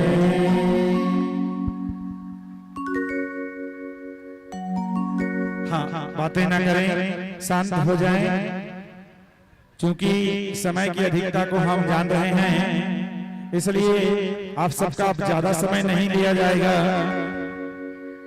भगवान श्री कृष्ण ने बालपन में अनेक लीलाएं किए और अनेक व्यक्तियों का संहार किया। भगवान सुखदेव महाराज परीक्षित राजन को श्रवण कराते हुए कहने लगे, भगवान एक बार यमला अर्जुन जो दो वृक्ष थे उनके आंगन में उखल में बंद करके माता यशोदा के द्वारा यमला अर्जुन वृक्षों का उद्धार किए। वृक्षों के गिर जाने पर नंद बाबा यशोदा आदि ने ये विचार किया कि यहाँ गोकुल में कुछ न कुछ आए दिन उपद्रव होता रहता है, इसलिए हमें कहीं दूसरी जगह जाना चाहिए। सारे गोप ग्वाल यमुना से जल भर भर करके आज गिरिराज गोवर्धन जी को स्नान कराने लगे। स्नान हुआ, उसके बाद भगवान ने कहा कि पंचामृत से अभिषेक करो। गोवर्धन जी का पंचामृत से अभिषेक कराया। चंदन, सिंदूर, रोरी, अनेक प्रकार के पुष्प, तुलसी के पत्र से गिरिराज गोवर्धन जी का पूजन कराया। फिर माखन, मिश्री सबको आज गिरिराज गोवर्धन महाराज जी के सामने रख दिए और कहने लगे, आप सब आंख बंद करिए। आपका इंद्र कभी प्रकट होकर के आपके चढ़ाए हुए नैवेद्य को स्वीकार नहीं किया, लेकिन मेरा गोवर्धन भगवान स्वयं प्रकट होकर के माखन मिश्री को खाएगा।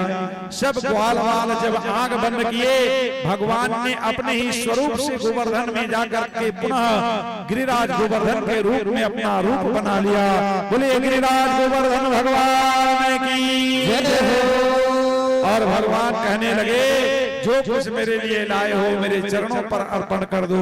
भगवान कृष्ण ग्वाल वालों से कहने लगे, आंख खोल लीजिए, मेरा गोवर्धन भगवान प्रकट हो गया है। गोप ग्वालों ने साक्षात गिरिराज गोवर्धन भगवान को देखकर आज आश्चर्य की सीमा न रही। कहने लगे, इतने दिनों तक हमें इंद्र ने कभी दर्शन नहीं दिया और आज आपके भगवान संपूर्ण दर्शन के साथ में हमारे चढ़ाए हुए प्रसाद को भी खा रहे हैं। और भगवान इतने खाए, गिरिराज गोवर्धन भगवान के लिए 56 प्रकार के व्यंजन बनाए गए थे। गिरिराज भगवान कृष्ण आज आरोगते गए, खाते गए। ग्वाल वाल देखने लगे और कहने लगे, तुम्हारा ये गिरिराज गोवर्धन भगवान कई दिनों से खाया पिया नहीं था क्या? सब तो खा जाएगा तो हम क्या खाएंगे? तो गिरिराज गोवर्धन भगवान कहने लगे, यह सब प्रसाद आपके लिए है। यह कह करके आज भगवान गिरिराज का पूजन कराए और समस्त गोप गोपियां भगवान गिरिराज गोवर्धन की पूजा करने के बाद भगवान कृष्ण ने कहा, मेरे भगवान तभी प्रसन्न होंगे जब आप 7 कोस की हमारे इस गिरिराज गोवर्धन भगवान की परिक्रमा करेंगे। तब सारे गोपाल स्वयं भगवान कृष्ण उनके साथ मिलकर गिरिराज गोवर्धन भगवान की परिक्रमा करने लगे और भजन गाते गाते गिरिराज गोवर्धन की 7 कोस की परिक्रमा होने लगी। आइए हम सब मिल करके भगवान गोवर्धन की पूजा करें और भजन करते हुए ताली के साथ, ताली से, मीठी मीठी ताली से गिरिराज गोवर्धन जी का स्वागत करें। हमारे मुख्य आचार्य अभय महाराज जी, अभय तिवारी जी मुख्य यजमान को गोवर्धन भगवान की पूजा कराएंगे, 56 भोग लगाएंगे। आप सभी भजन के साथ ताली बजाते हुए गिरिराज जी का स्वागत करेंगे। बोलिए गिरिराज गोवर्धन भगवान की जय हो। बोली गोवर्धन जी महाराज की जय। श्री गोवर्धन महाराज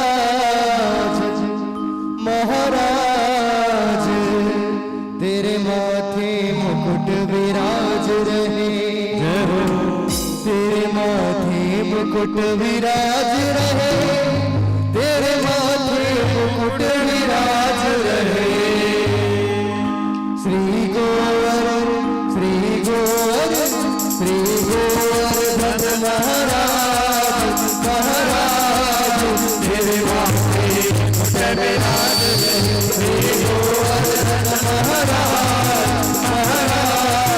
तेरे माथे मुकुट विराज रहे। मुकुट विराज रहे। तेरे माथे मुकुट विराज रहे। तेरे माथे मुकुट विराज रहे। तेरे माथे मुकुट विराज रहे। गोवर्धन महाराज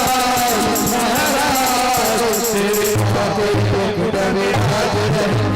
गोवर्धन महाराज तेरे माथे मुकुट विराज रहे। जय हो गोवर्धन भगवान।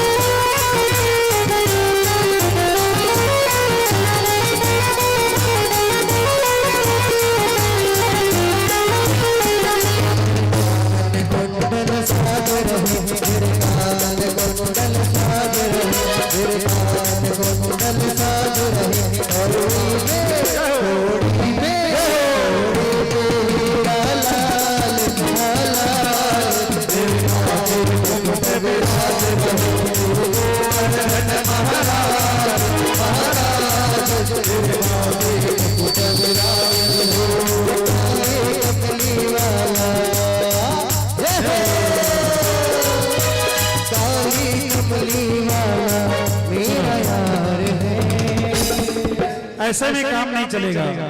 आप भगवान गोवर्धन की परिक्रमा नहीं लगाएंगे क्या? साक्षात गोवर्धन भगवान आज सरायपाली में आ गए हैं और आप लोग बैठे रहेंगे, काम नहीं चलेगा। हो अपनी अपनी जगह पर भगवान गोवर्धन की परिक्रमा लगाएंगे, एक बार खड़े हो जाएंगे और सब भगवान गोवर्धन की पूजन करेंगे, मानसी पूजा। और भगवान की परिक्रमा करते हुए भगवान से क्या कहेंगे? काली कमली वाला मेरा यार है, काली कमली वाला मेरा यार है, मन का दिलदार है, काली कमली वाला मेरा यार है,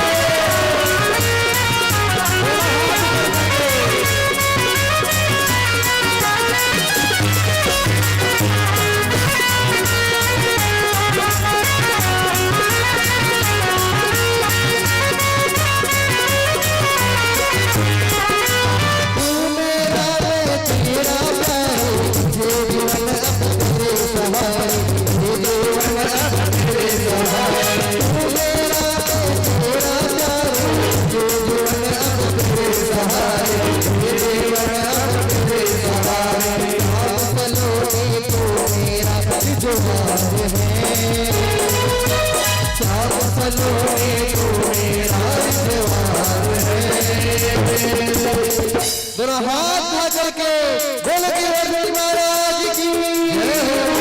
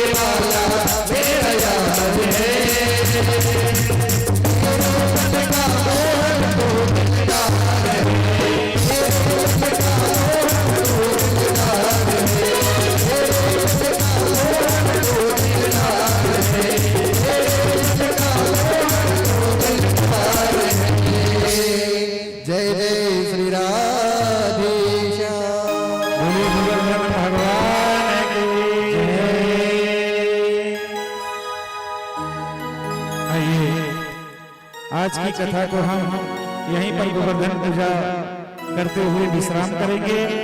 आरती होगी, आरती से पूर्व एक सुंदर भजन होगा, उसके बाद पुनः आरती होगी।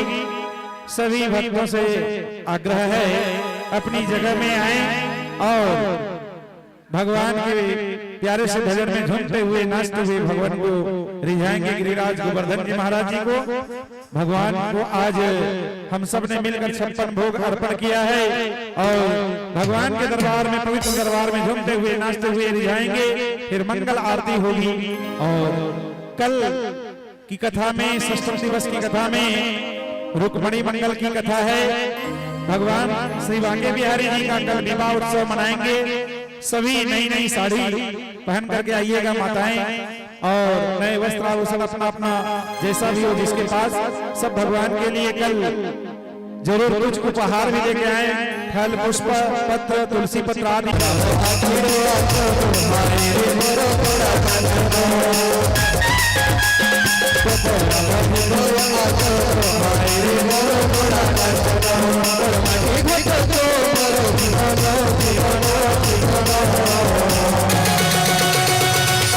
हाय रे मोरो तोड़ा काजलो, हाय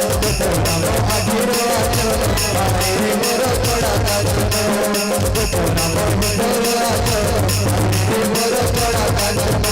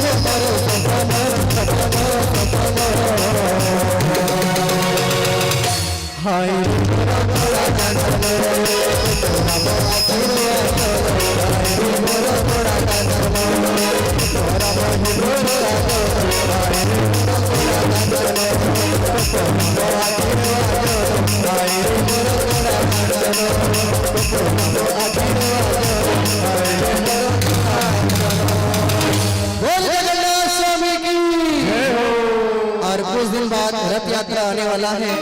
यह रथ यात्रा होता है कि नहीं होता है ना? तो बोलिए एक बार दोनों हाथ खड़े करके बोलिए जगन्नाथ स्वामी की। जीमी जीमी बोली नहीं जाई पाउछे तोड़ चल रे धामों के। और कौन कौन जगन्नाथपुरी गए हैं? जगन्नाथपुरी कौन कौन गए हैं? कोई नहीं गए। ए मुरारगढ़ पर जिमी जिमी बोली नहीं जाई पारू छे, जिमी जिमी बोली नहीं जाई पारू छे, तोर नीला चल रे धामों के। ए जोगा नेरे नेरे नहीं जा तोर पूरी धामों के। ए जोगा नेरे नेरे नहीं जा तोर पूरी धामों के। मीठी मीठी तालियों के साथ जिमी जिमी बोली नहीं जाई पारू छे, जिमी जिमी बोली नहीं जाई पारू छे, तोर नीला चल रे धामों के। ए जोगा नेरे नेरे ने जा तोर पूरी धामों के। जोगा नेरे नेरे ने जा तोर पूरी धामों के। जिमी जिमी बोली नहीं जाई पारू छे, जिमी जिमी बोली नहीं जाई पारू छे, तोर नीला चल रे धामों के। जोगा नेरे नेरे ने जा तोर पूरी धामों के। जोगा नेरे नेरे ने जा तोर पूरी धामों के। जोगे नेरे ने जा तोर पूरी धामों के।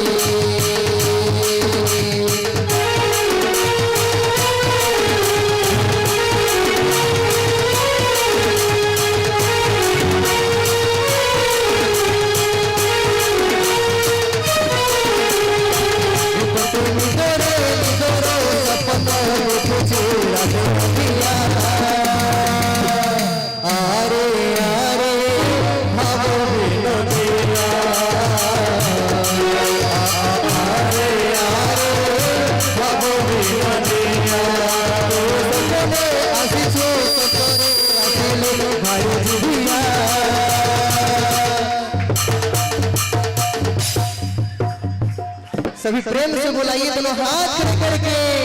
आरे आरे भावो बिनो दिया, आरे आरे भावो बिनो दिया, आरे आरे भावो बिनो दिया। बोलो वृंदावन हरि लाल की जय। जय जय श्री राधे, जय जय श्री राधे, जय जय श्री राधे श्याम। आइए मंगल आरती की ओर बढ़े। गिरिराज गोवर्धन भगवान जी का सब मिलकर महाआरती करेंगे। मीठी मीठी ताली की सेवा देंगे सभी माताएं बहनें, सभी भक्त वृंद बड़े भाव से बड़े प्रेम से ठाकुर जी का आरती गायन करेंगे।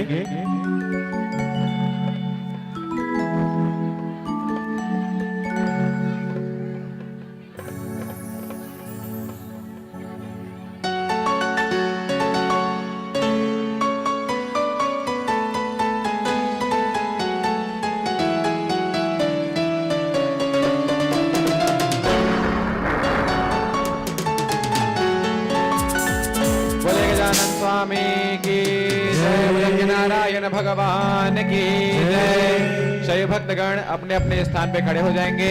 भगवान श्री बांके बिहारी लाल की महाआरती करेंगे, मंगलमयी आरती करेंगे। आरती करत है ऐसे नंद लाला की आरती करत है।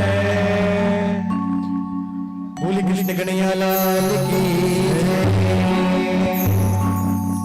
आरती गाए मंगल गाए और चरणों में शीश झुकाए। देव की नंदन श्याम तेरी आरती गाए। देव की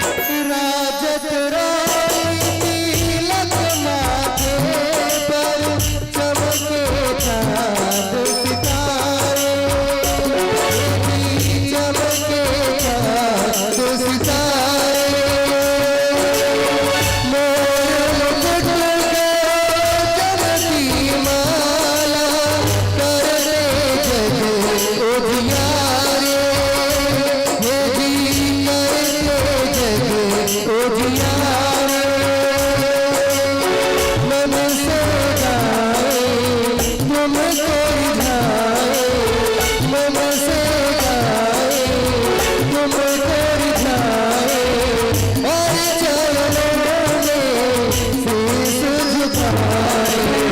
देव के नंदन श्याम तेरी आरती गाए,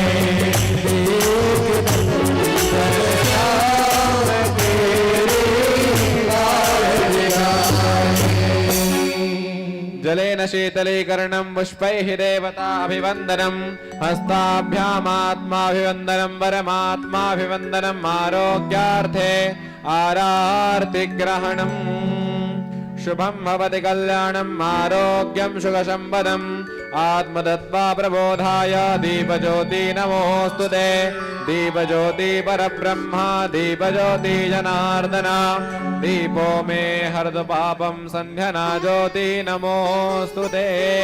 शैव भक्तगण अपने स्थान में परिक्रमा कर लेंगे।